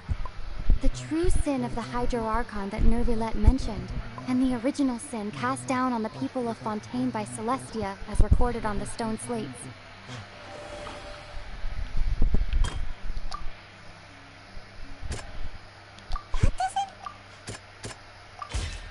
It's not as simple as falling into the sea. When Navia fell into the sea, her consciousness was subjected to judgment. The stone slates show the people gathered around the Hydro Archon in the sea. Could that be alluding to the same thing?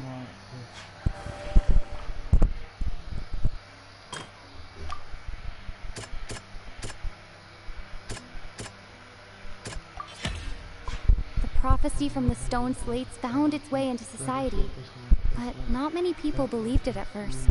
The fortress of Meropide was nearly flooded with primordial seawater, which we know can cause Fontainians to dissolve. It seems increasingly likely that the prophecy may come true. If we hadn't dealt with it in time, things could have gone very badly.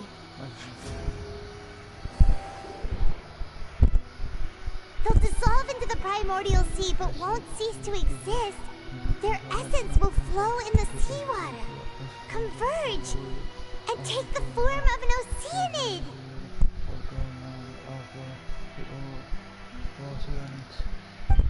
The Hydro Archon was sentenced to death in court, shocking everyone present.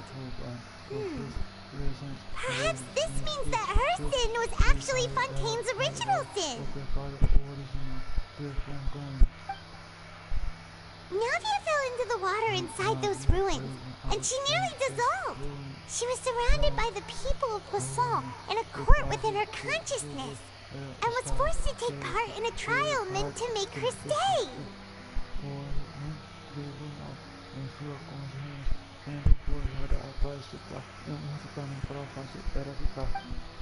The eruption of the primordial sea at the fortress of Meropide was the surest sign that the prophecy was about to come to pass no matter what.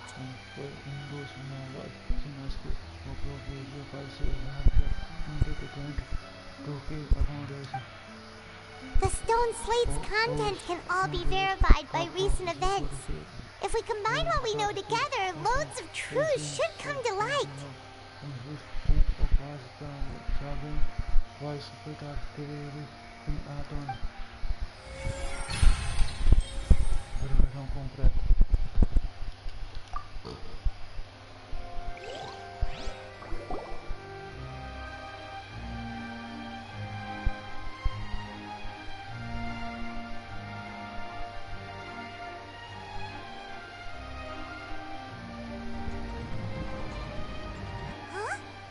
Oh, Paimon gets it now! So that's how you can make sense of it! But then it feels like we're going to have to share some truly shocking revelations! Let's hear them.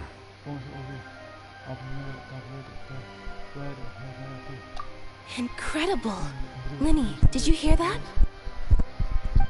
We're not real humans.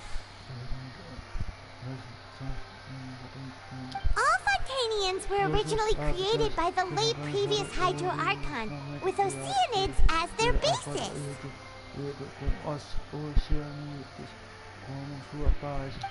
The evidence for that can be found in how only Fontanians could dissolve in primordial seawater, and how all the girls Vache dissolved were also turned into Oceanids.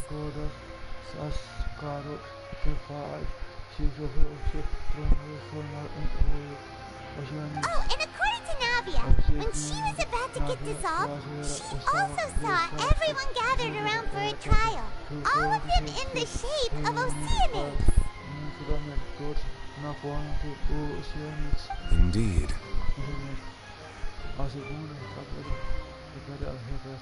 Yeah, and it follows from the content of the first slate that she probably anchored Celestia by creating humans without prior permission.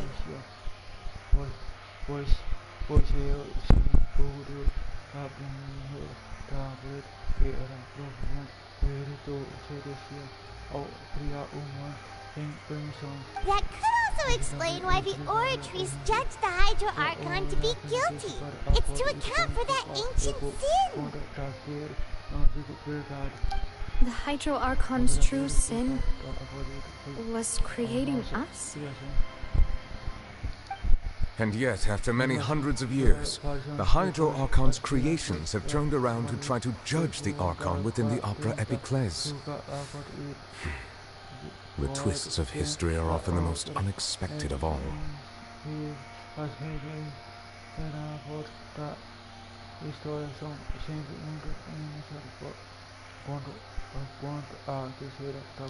Yeah!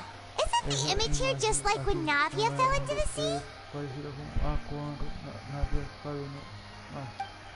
wouldn't it be trying to show the image of the Hydro Archon also falling into the sea once the prophecy has been fulfilled in the fourth slate?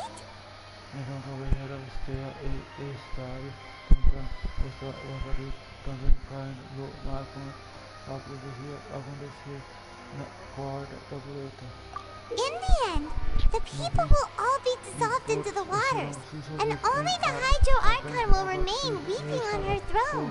Only then will the sins of the people of Fontaine be washed away. Did Paimon get all that right? You've made some keen deductions.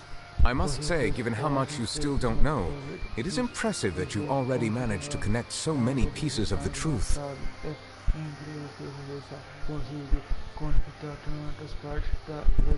However, while you were able to decode all the information on the slates, they've also been etched with an additional layer of hidden information using a different power source.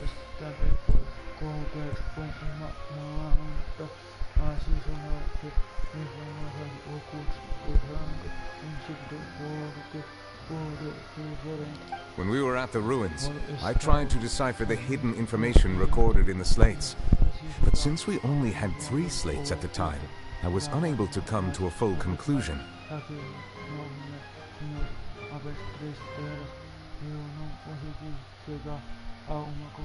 Now that the slate collection is complete, I shall make another attempt to decipher the narrative recorded within. If everything goes well, we should finally be informed of the unadulterated truth.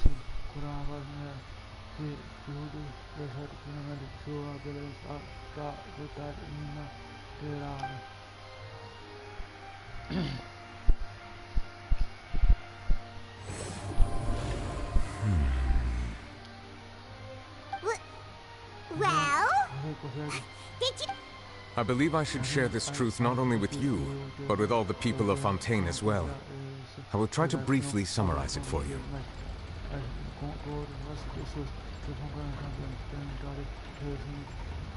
Your hypotheses regarding the origin of Fontainians and the sin of the Hydro Archon were both correct.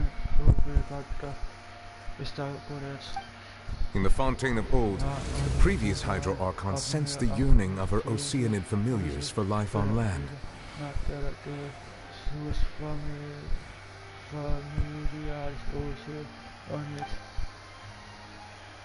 The Oceanids were enamored with the beauty and romanticism of human beings, and wishing to have those experiences for themselves, expressed to the Hydro Archon their desire to become of a similar kind.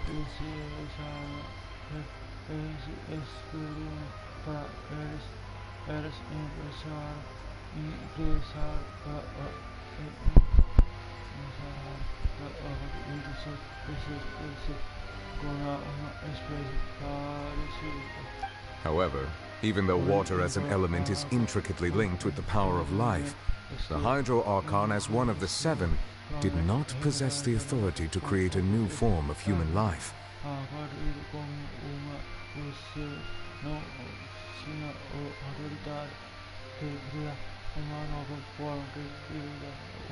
Not one to give in, she eventually found a way to create permanent humanoid bodies for her familiars by appropriating the power of this planet's primordial sea.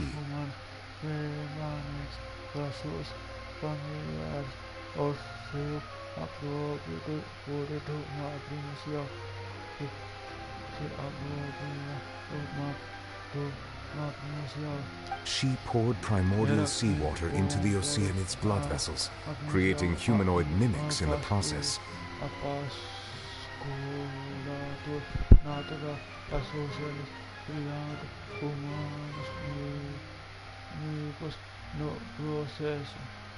But if Fontainians were to ever come into direct contact with water from the primordial sea, the power within their bodies would escape these artificial restraints and return to the sea. As a result, their forms would collapse, and they would be reverted to their original forms as Oceanids.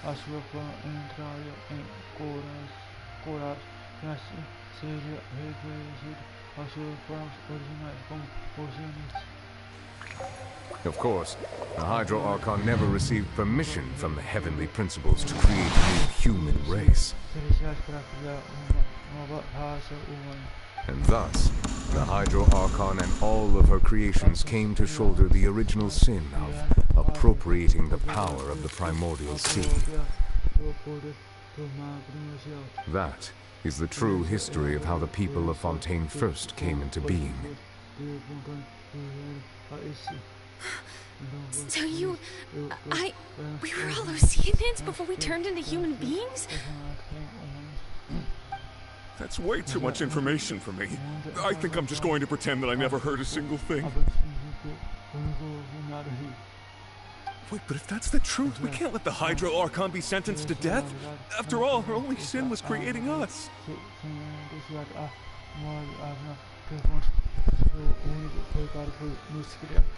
This really might be too much information for your regular Fontainian, but it does answer a lot of our questions. Alas, your hypothesis regarding the third and fourth stone slates was inaccurate. The slates' respective positions are, in fact, correct.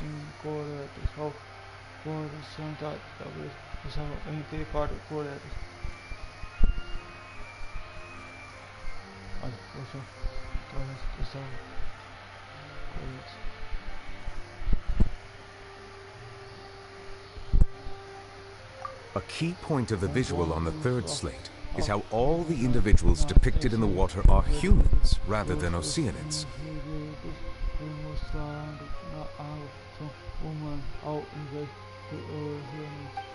They have not been dissolved, which implies that the water depicted in this slate is not water from the primordial sea. The nation of Fontaine is the nation of Hydro, as well as the nation of Trials and Justice. Instead of being the literal element, the water in the scene symbolizes judgment and justice.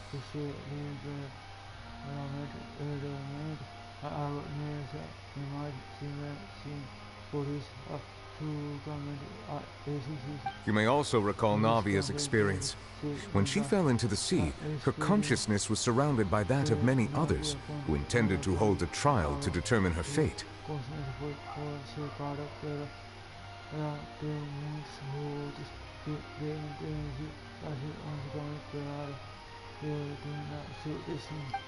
Therefore, the meaning of the third slate is that the people of Fontaine shall try the Hydro Archon at the Court of Justice.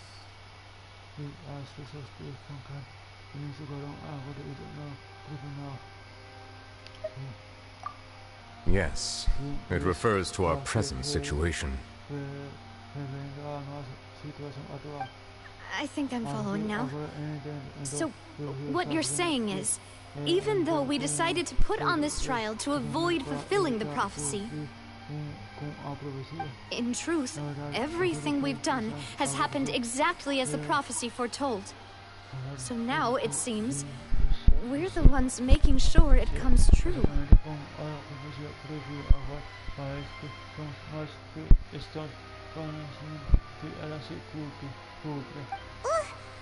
What should we do?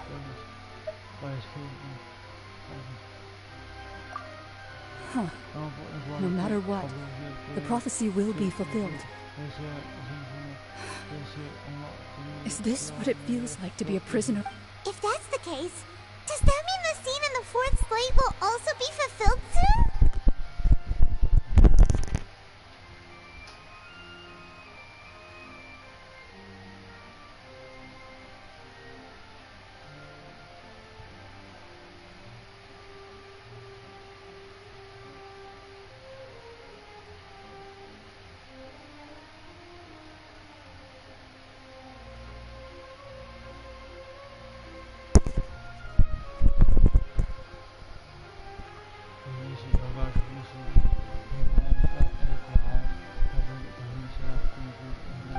Traveler, I would like to point out another small fallacy in your deductions. About the fourth slate, you probably thought that the eruption of primordial seawater beneath the fortress of Meropide served as the surest sign that the prophecy was about to come to pass, yes?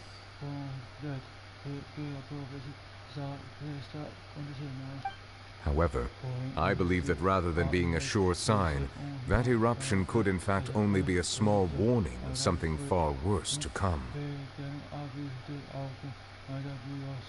As for the root cause of the catastrophe, I believe you've already encountered it once before.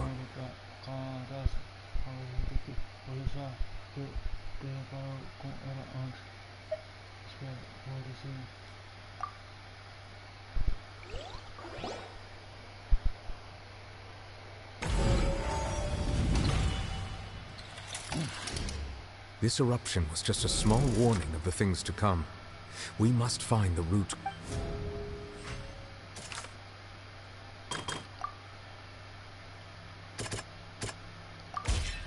It was both dream and reality. If we're talking about a true culprit, that could only be that thing inside the primordial sea, right? The truth, the original sin, the trial, and the root cause of the disaster.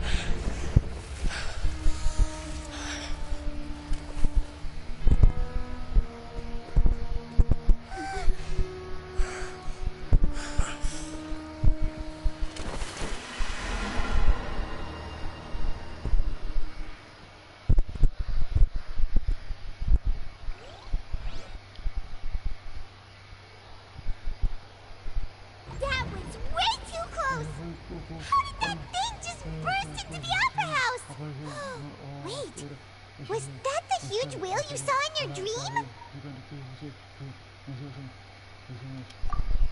So we've met it at last. I understand very well why it has chosen to make an appearance here. That whale does not belong to Tivat. It is a monster that has traversed the stars, weeping all the while. It has been greedily consuming the energy from the planet's primordial sea, using it to grow. That is the main cause for the rising sea levels.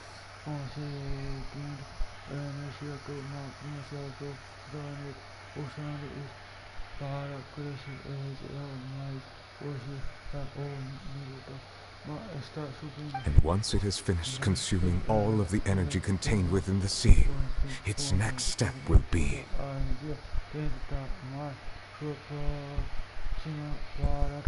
You said that when the Hydro Archon first created Fontanians out of Oceanids, she filled their blood vessels with primordial seawater.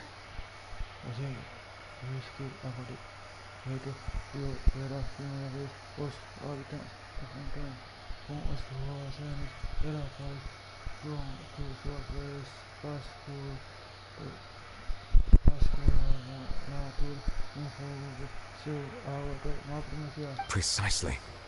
That whale finds the blood of Fontanians nigh impossible to resist.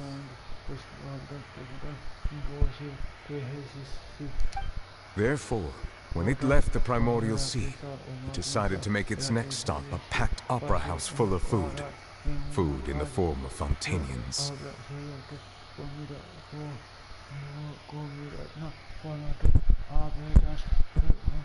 We just barely managed to push it back, right? In that case, won't it come back to target the people again once it's managed to recover its strength?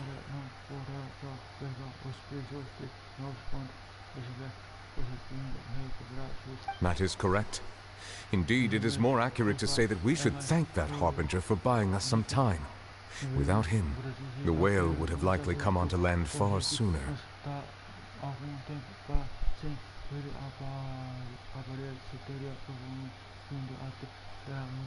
From the way he looked, he must have been fighting the creature for quite a long time.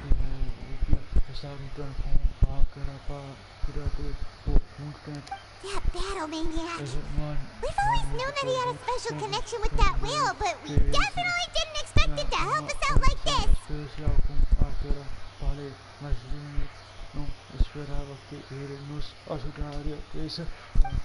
Anyway, now that we know that this whale is the actual cause of the disaster recorded in the prophecy, all we need to do to stop the prophecy would be to find a way to beat it up, right? It is too late. It had already absorbed too much of the primordial sea's energy before we could notice it. At this point, it has become practically integrated with the sea itself.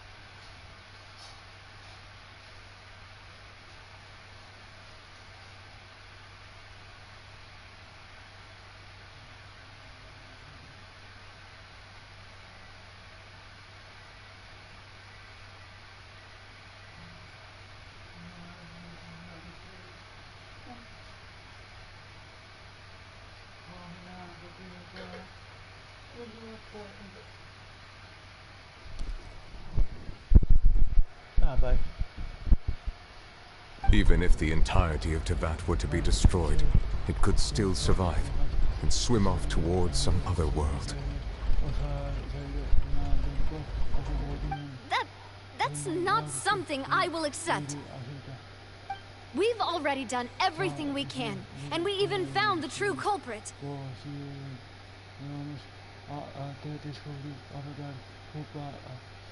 We've come so far. You can't just tell me that the last hurdle is some impossible foe. That's just not fair. Indeed, that's not how a grand performance should end.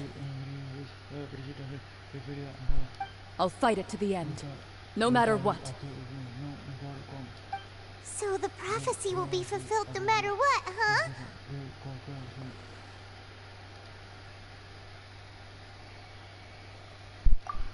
The prophecy. Yes, what has been prophesied will be fulfilled. You may view such things as the history of the future.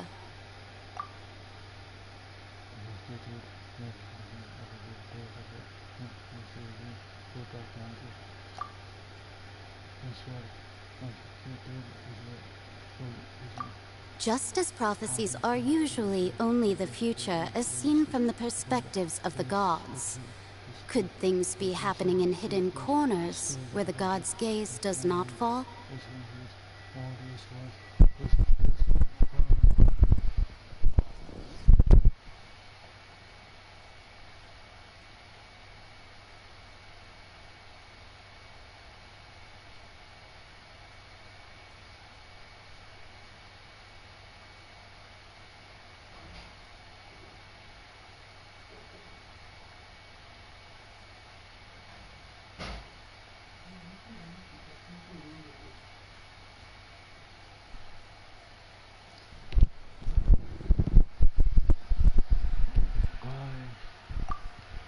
Ultimately, fate shall serve as your only guide, no matter what will happen in Teyvat's future. All you need to do is to play your part.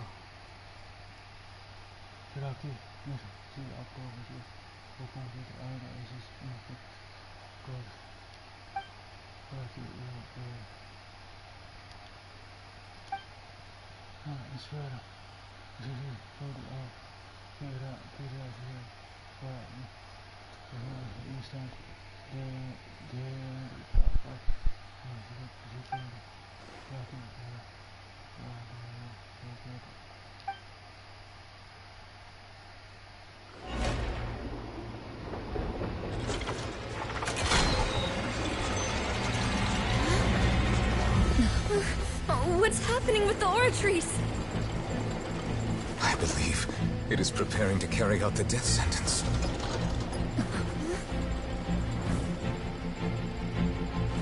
Farina!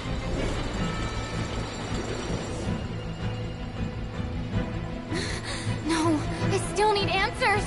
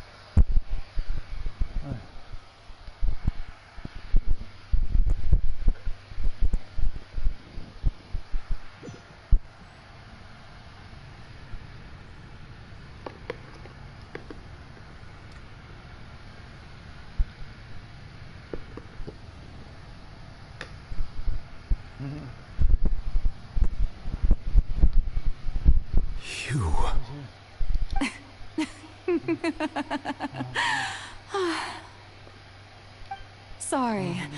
That shocked expression on your face is just too amusing. I couldn't help myself. You are not Farina. Who are you? The sweet sound of bewilderment. Marvelous.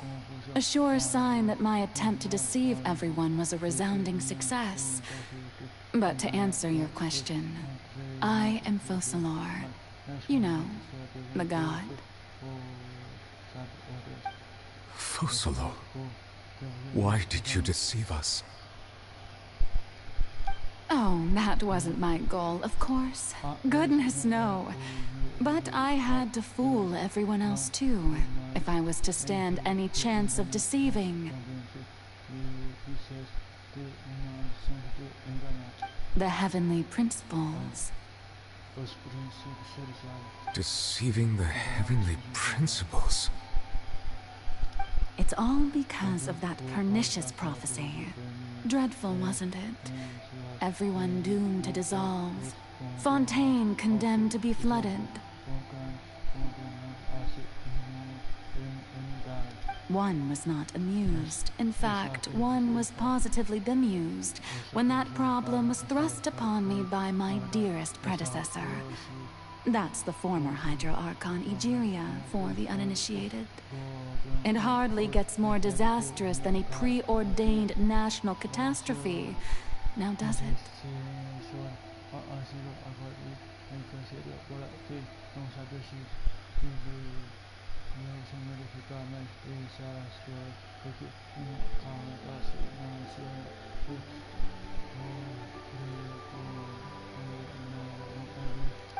She knew full well that the prophecy would surely come to pass. And as one of the seven, she also knew full well that one defies the heavenly principles at one's peril. So yes, as you have no doubt surmised, it was a rather impossible situation that I found myself in.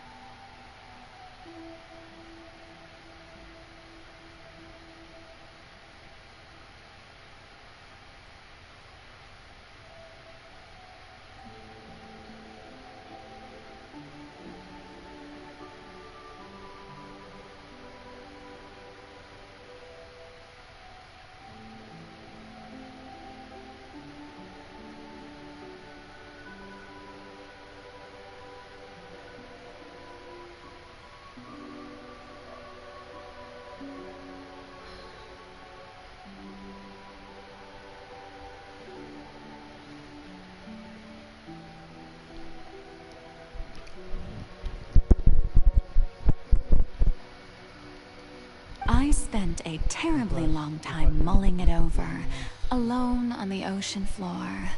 And I was almost growing barnacles by the time I finally realized there was only one possible solution to this confounding conundrum.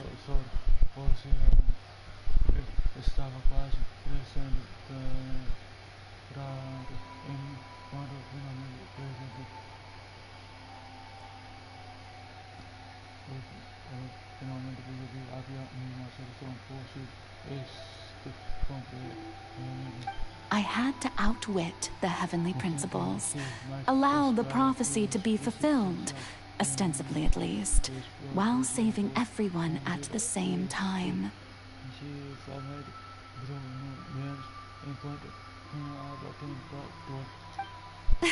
I'm a genius, I know.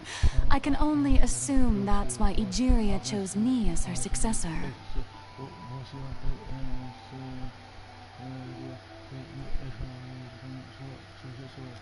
Although, looking back now, it was hardly the inheritance one dreams of. Between the task of saving the nation, the quotidian duties of the Hydro Archon, and not to mention the original sin of creating a new race of humans, I dare say she left me quite a colossal mess to clean up.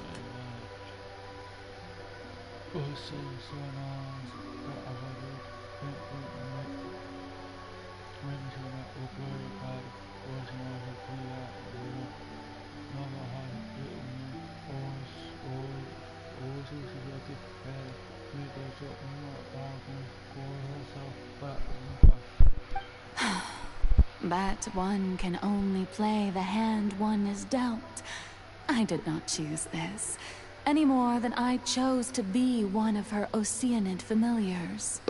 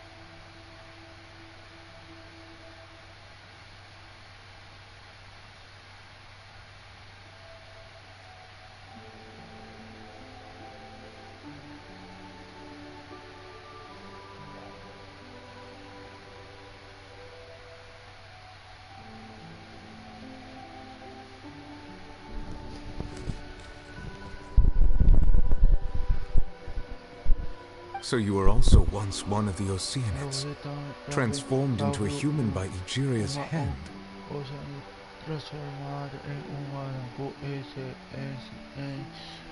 Yes, I was. I always dreamed of becoming human. And I still do, even now. In my eyes, to be human is to be part of the greatest opera ever known.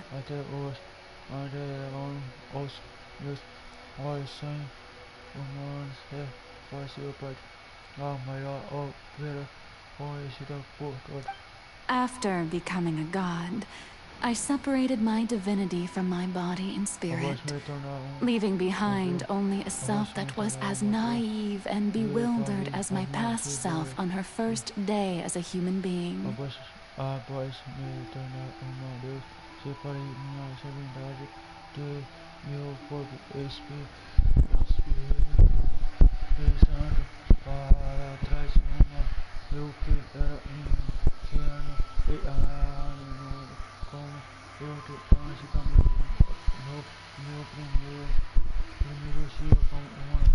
The me you see before you now is that divinity. And the human counterpart I left behind, I named Furina.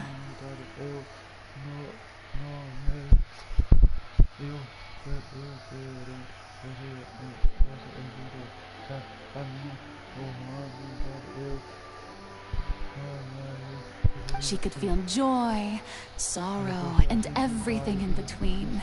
She could be as vain and conceited, or as meek and vulnerable as she wished.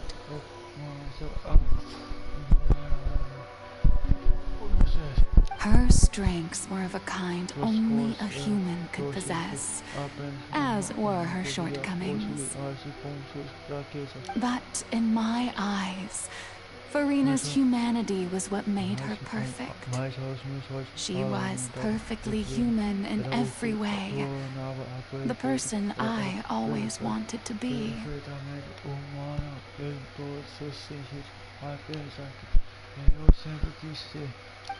Anyway, so then I cursed her.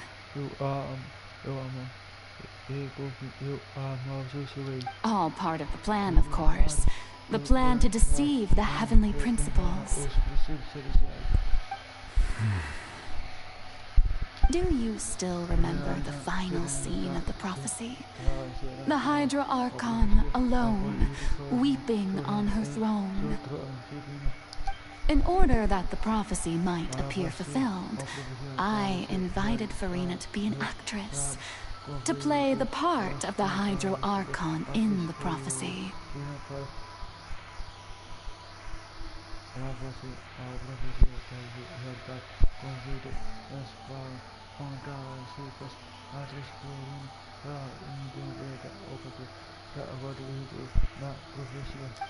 Under the curse I placed on her, so long as I, Focalor's divinity, continued to exist, she could not die. But nor was she free to live her life in the pursuit of happiness. Instead, she was forced to take the stage in the opera house, to embrace the role of leading lady, to forever play the part of the god from the prophecy, all to create a deceitful appearance of that prophecy coming to pass.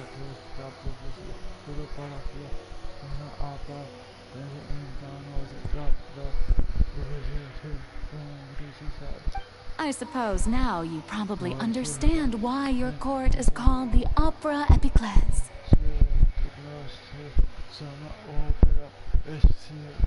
But Farina is only human, isn't she? Even though she has had a long life, her mind is no stronger than that of any other ordinary human being. I cannot begin to fathom what she has had to endure. It must have been torture for her. It has indeed. And although she is, in a sense, me in human form, I most definitely owe her an apology for it. It's been 500 years. And all along, she's been playing her part in the most unimaginably long, unbearably lonely, and agonizingly painful opera of all time.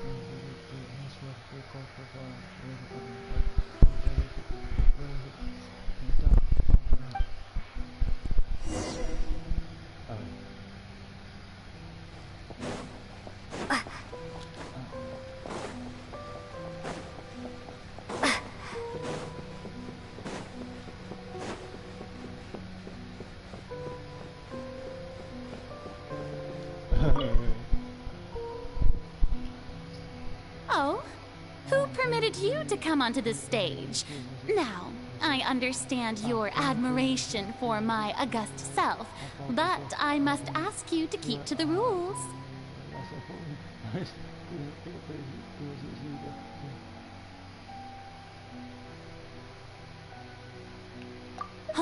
All right. It is not my intent to reprimand you. There is no need to state your name. Just be off with you. Do not distract me from my performance.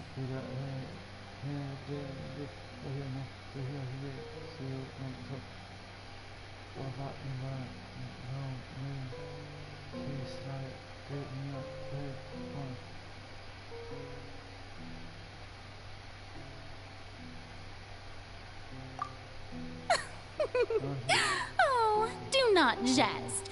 Can you not feel it?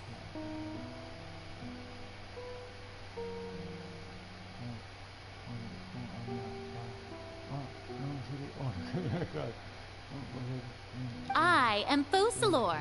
The eyes of countless Fontanians are upon me. I must, at all times, display the utmost elegance and nobility.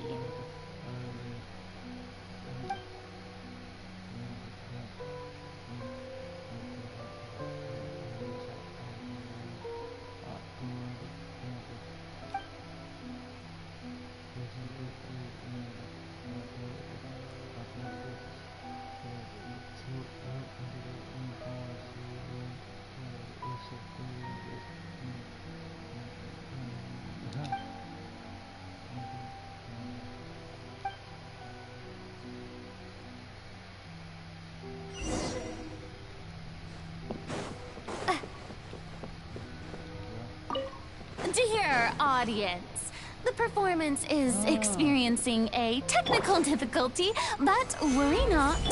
The guards shall resolve it soon enough. Terminate!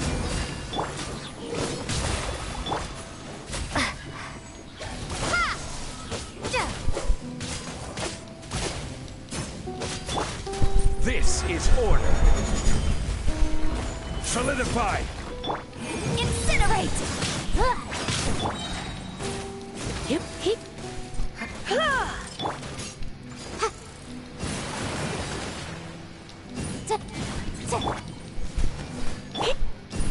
Motion to compel.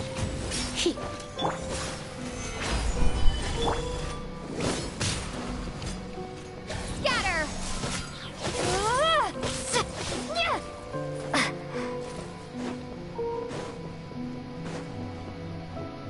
Hey, what gives? The audience is still watching me, you know. Guards? Wait, where are the guards? Guards!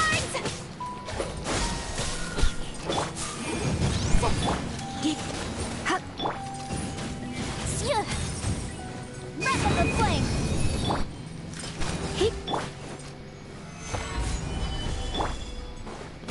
Scatter!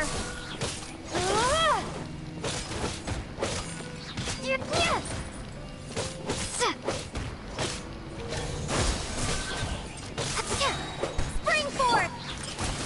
Solidify! I will have order. Incinerate!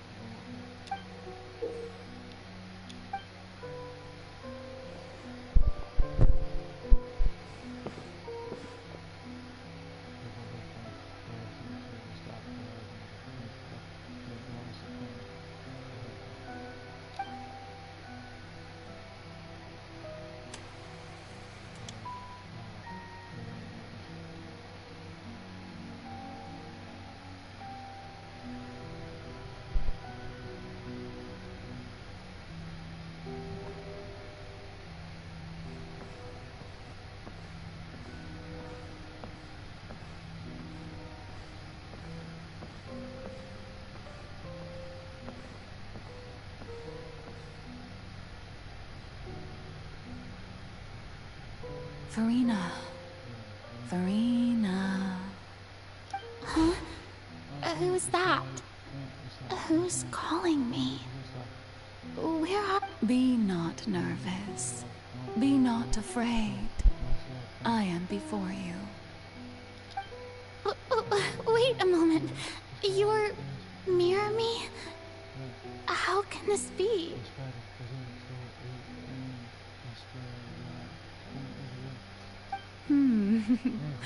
Mirror you, huh? You know what? That's not bad. Let's... Mirror me. What do you wish to say? The prophecy. Have you heard of it? What prophecy? Wait. I know. I think... I don't know why, but it's in my head. The people will all be dissolved into the waters, and only the Hydro Archon will remain, weeping on her throne. Only then will the sins of the people of Fontaine be washed away. Oh, very good. You know it. What's going on? I can't seem to remember anything clearly. The only thing I know for sure is this prophecy. Will it really come to pass? Yes, it will. And that is why I've come to you. Disaster will come to Fontaine sooner or later. Things will develop just as the prophecy declared. There is no escaping it. But doesn't that mean everyone will die? I'm a Fontainian just like them.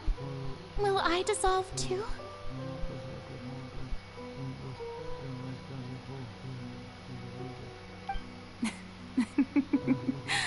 Oh, don't worry. Magical meetings exist in this world precisely to give people a chance to turn things around. It is the reason why you met me today. I will tell you how to save everyone, but you may have to suffer somewhat. Oh, so there's still hope after all. Goodness, you frightened me. You spoke so much and with so much certainty.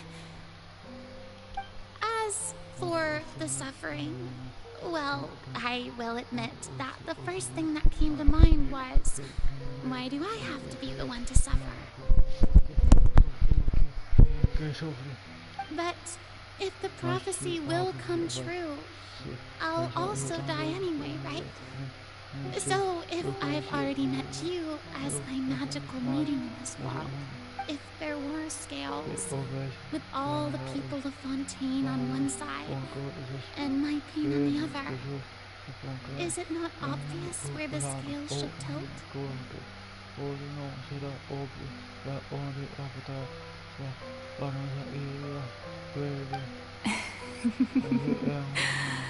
You truly are the perfect human. I suppose this would also be the justice that belongs to you. Huh?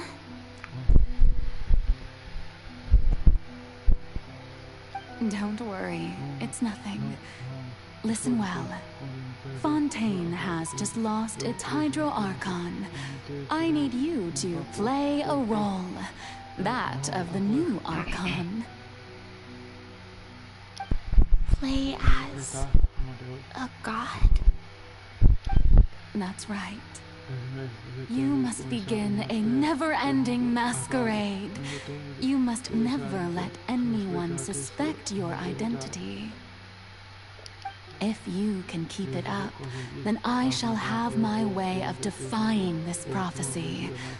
But should your identity be revealed, then all hope will be lost. But how will I do this? A human assuming the role of a god without being exposed.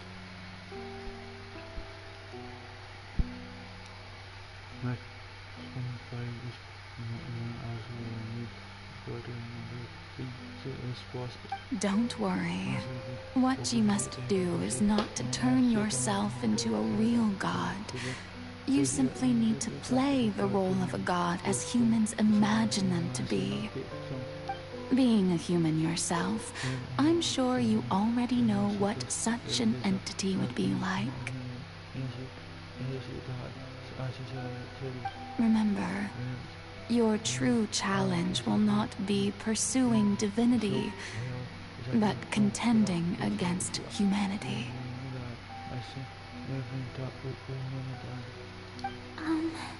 I'm still not sure I understand, but I'll try. I'll try to do this.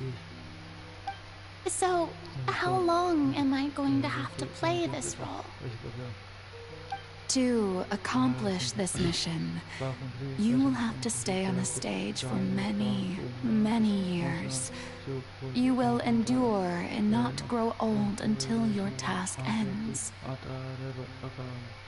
But I promise you, all will eventually end in a magnificent and dramatic trial, and everyone will be saved. A trial? Huh. How exciting. I'll be looking forward to it.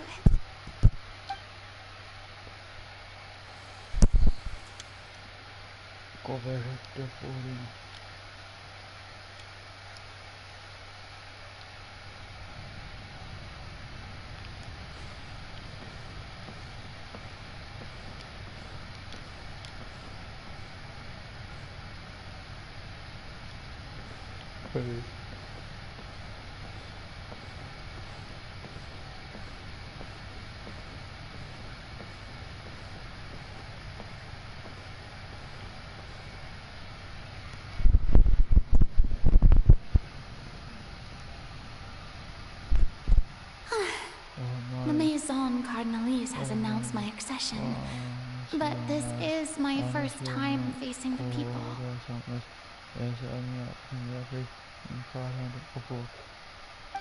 What should I say to most appear like a god? To be honest, I still don't know. Perhaps I should first try to act natural.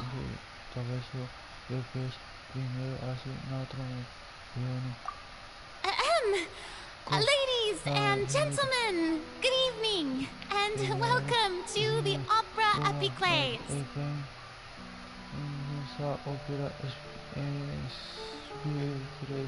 I'm sure you've all heard about how I have taken on the role of Hydro Archon. Indeed, I am Farina de Fontaine, your new Archon.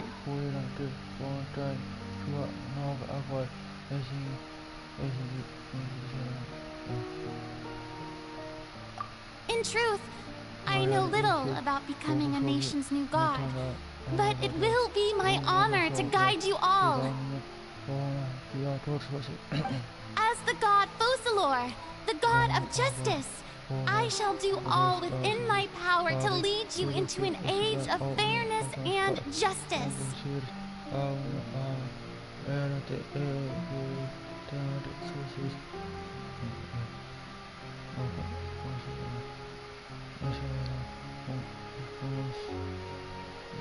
Once again, thank you all for coming.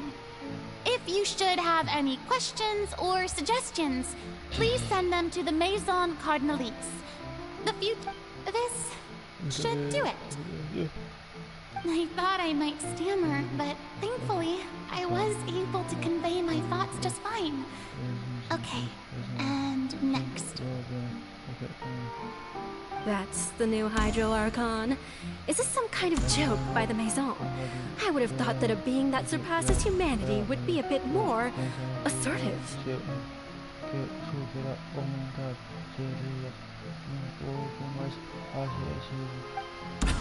Hey, did you hear that? She even told us to send her suggestions there at the end. Shouldn't gods be all-powerful? She's being so modest. What's the difference between her and an ordinary person, then?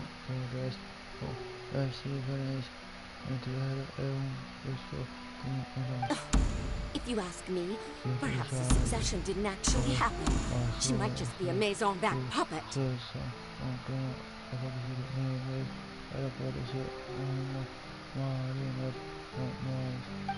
Wait, what's going on? Why is everyone suspecting me of being a fake? Oh, this is bad. If I get exposed here, there'll be no saving the people from the prophecy. Right. Mirmi said that I just need to play the role of a god as humans imagine them to be.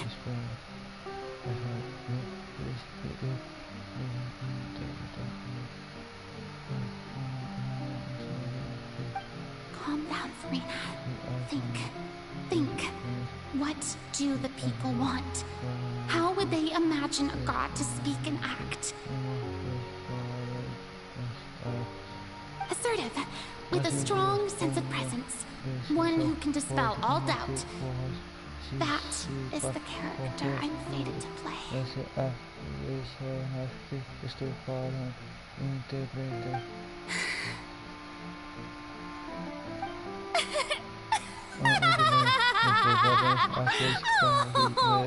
Very good, my people. Only ones such as you are deserving of my rule. Now, I was wondering if some weak puppet were to one day come onto the stage and claim ownership of this opera house, would the children of Fontaine follow them?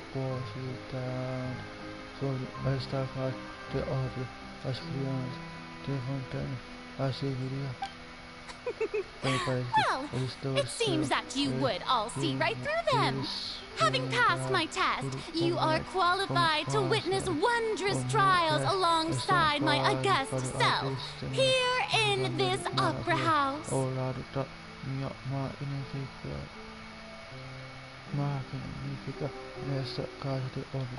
You may consider my previous act a door gift of sorts. I thought it was a debut that suited the atmosphere. Now then, let us be reintroduced. Ah, so that was just a performance. How could I have forgotten that we were inside an opera house?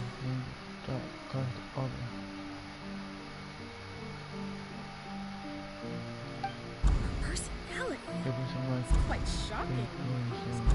I suppose it's a better look than before.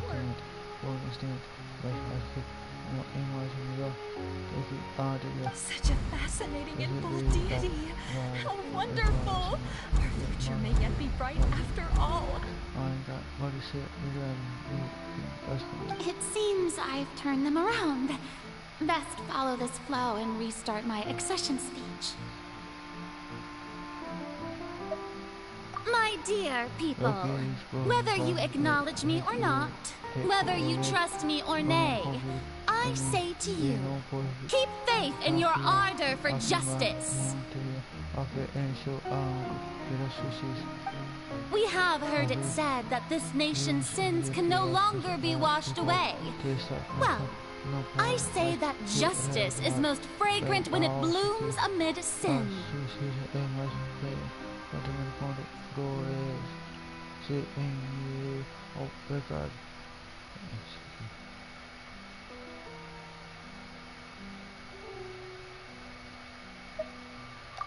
The scales of justice should not weigh heavy in the hands of its God.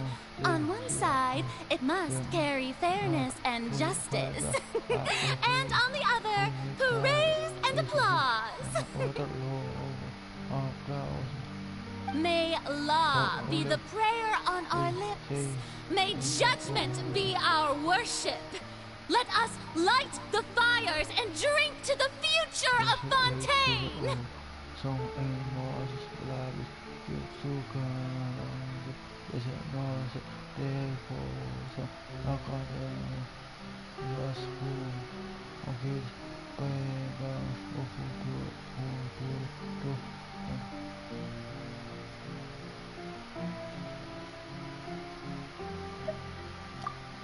There is no trouble in this world that justice cannot solve. All What is needed is for you, my people, to believe in it, heart and soul. So long as I, the Archon Focalor, stand within the Opera Epiclese, so long as I stand before the Oratrice, I shall even judge the gods of this world!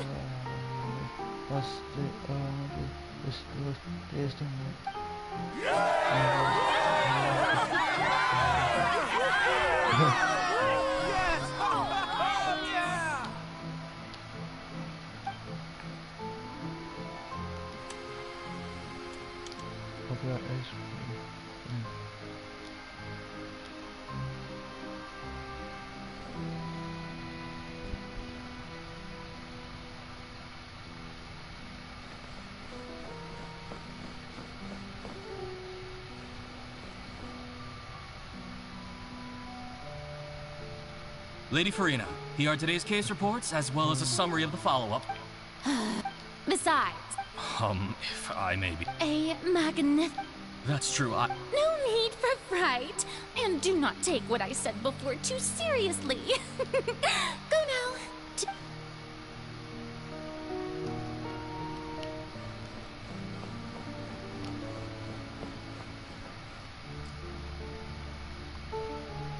Lady Farina, No. All right. He's doing much better now. Oh, good. Very good.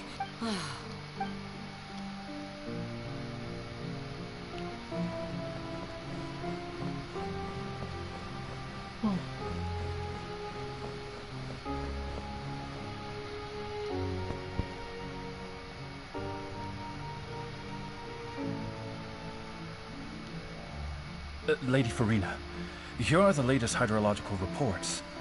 As for the specific parameters you asked to take note of, I'm afraid things still don't look good.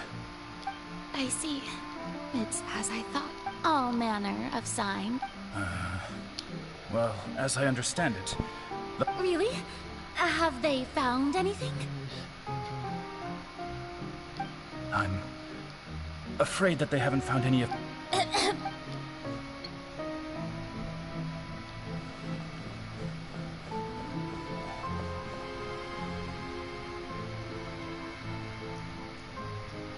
The day is finally over.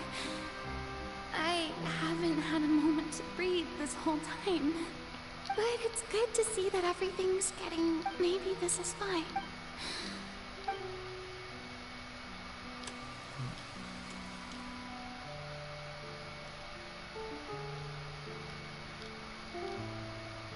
Lady Farina, here are...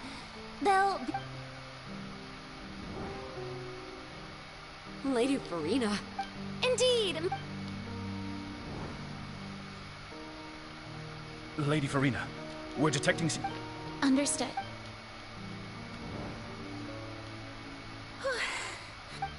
I feel utterly...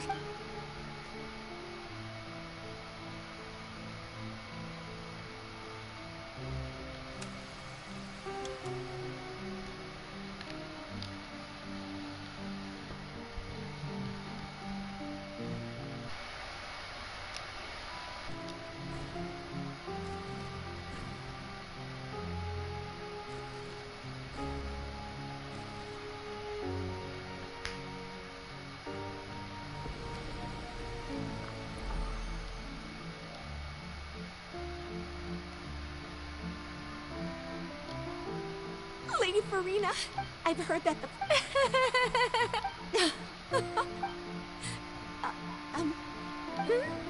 What is it, good citizen?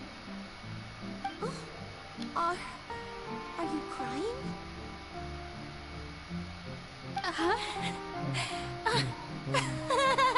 Oh, really now? I didn't even... This must be the overflow of hydro from my person. Well, can't quite help being the god.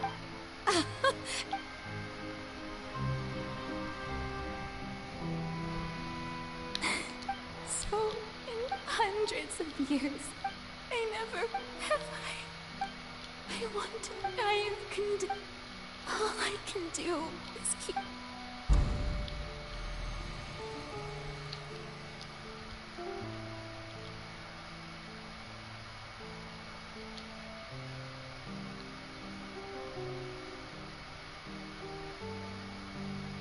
Farina, you don't have to shoulder this burden alone. Although I don't know what you might be keeping from everyone, your people are more than willing to share your burden with you.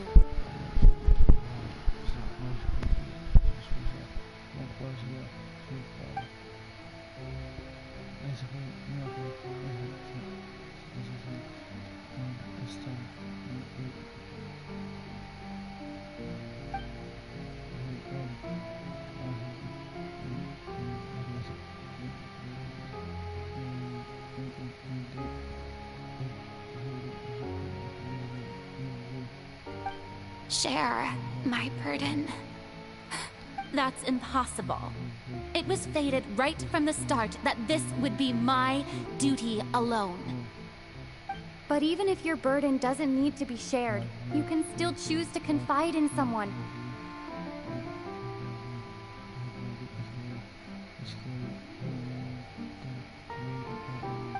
Just share it with me. I'm what you call a witness. A witness? Yes, I've heard that you came to Tevat from beyond the stars, yes. In other words, you never belonged here. And if Tevat is, in its entirety, a show on a stage, then you're just a spectator, aren't you? If that's the case... She's right. I could confide in her, couldn't I? But if things don't play out as expected, the people of Fontaine will be the ones to pay the price. No, Farina, you shouldn't be selfish. But what if it's really all right? Farina, you've worked so hard for so long. Surely it would be okay to put yourself first for once. Is it such an outrageous thing to do anyway? To find someone in whom you can confide your frustrations and sorrows? Surely if you let this opportunity slip through your fingers, it might never come by again. Think about it long and hard.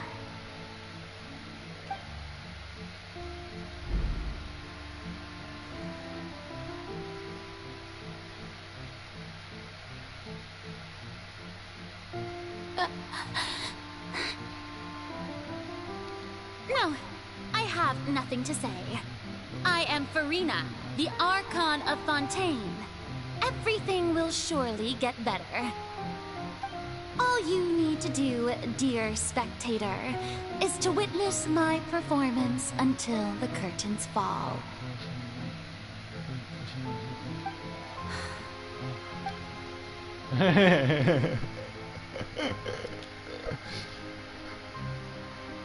Fine. Sure. Sure.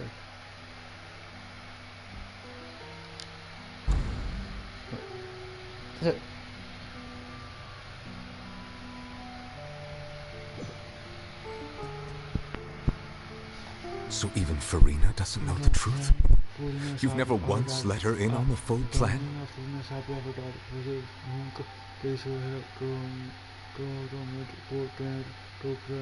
Yes, it had to be done. To deceive the heavenly principles, you must first deceive yourself. She did very well. If she had let her resolve falter even once in these 5 centuries, Fontaine would have been doomed to the most tragic fate.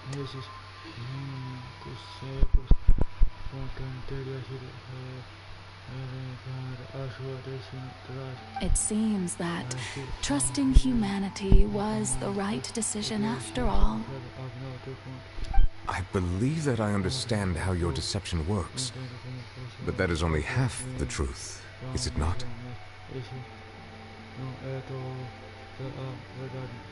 How would you build on this foundation to save the people of Fontaine? That is the most important thing. Ah, good, good. Of course, the Iudex of Fontaine has pinpointed the crux of the issue. I'm sure you... I've always suspected that it had its own consciousness, and lineage...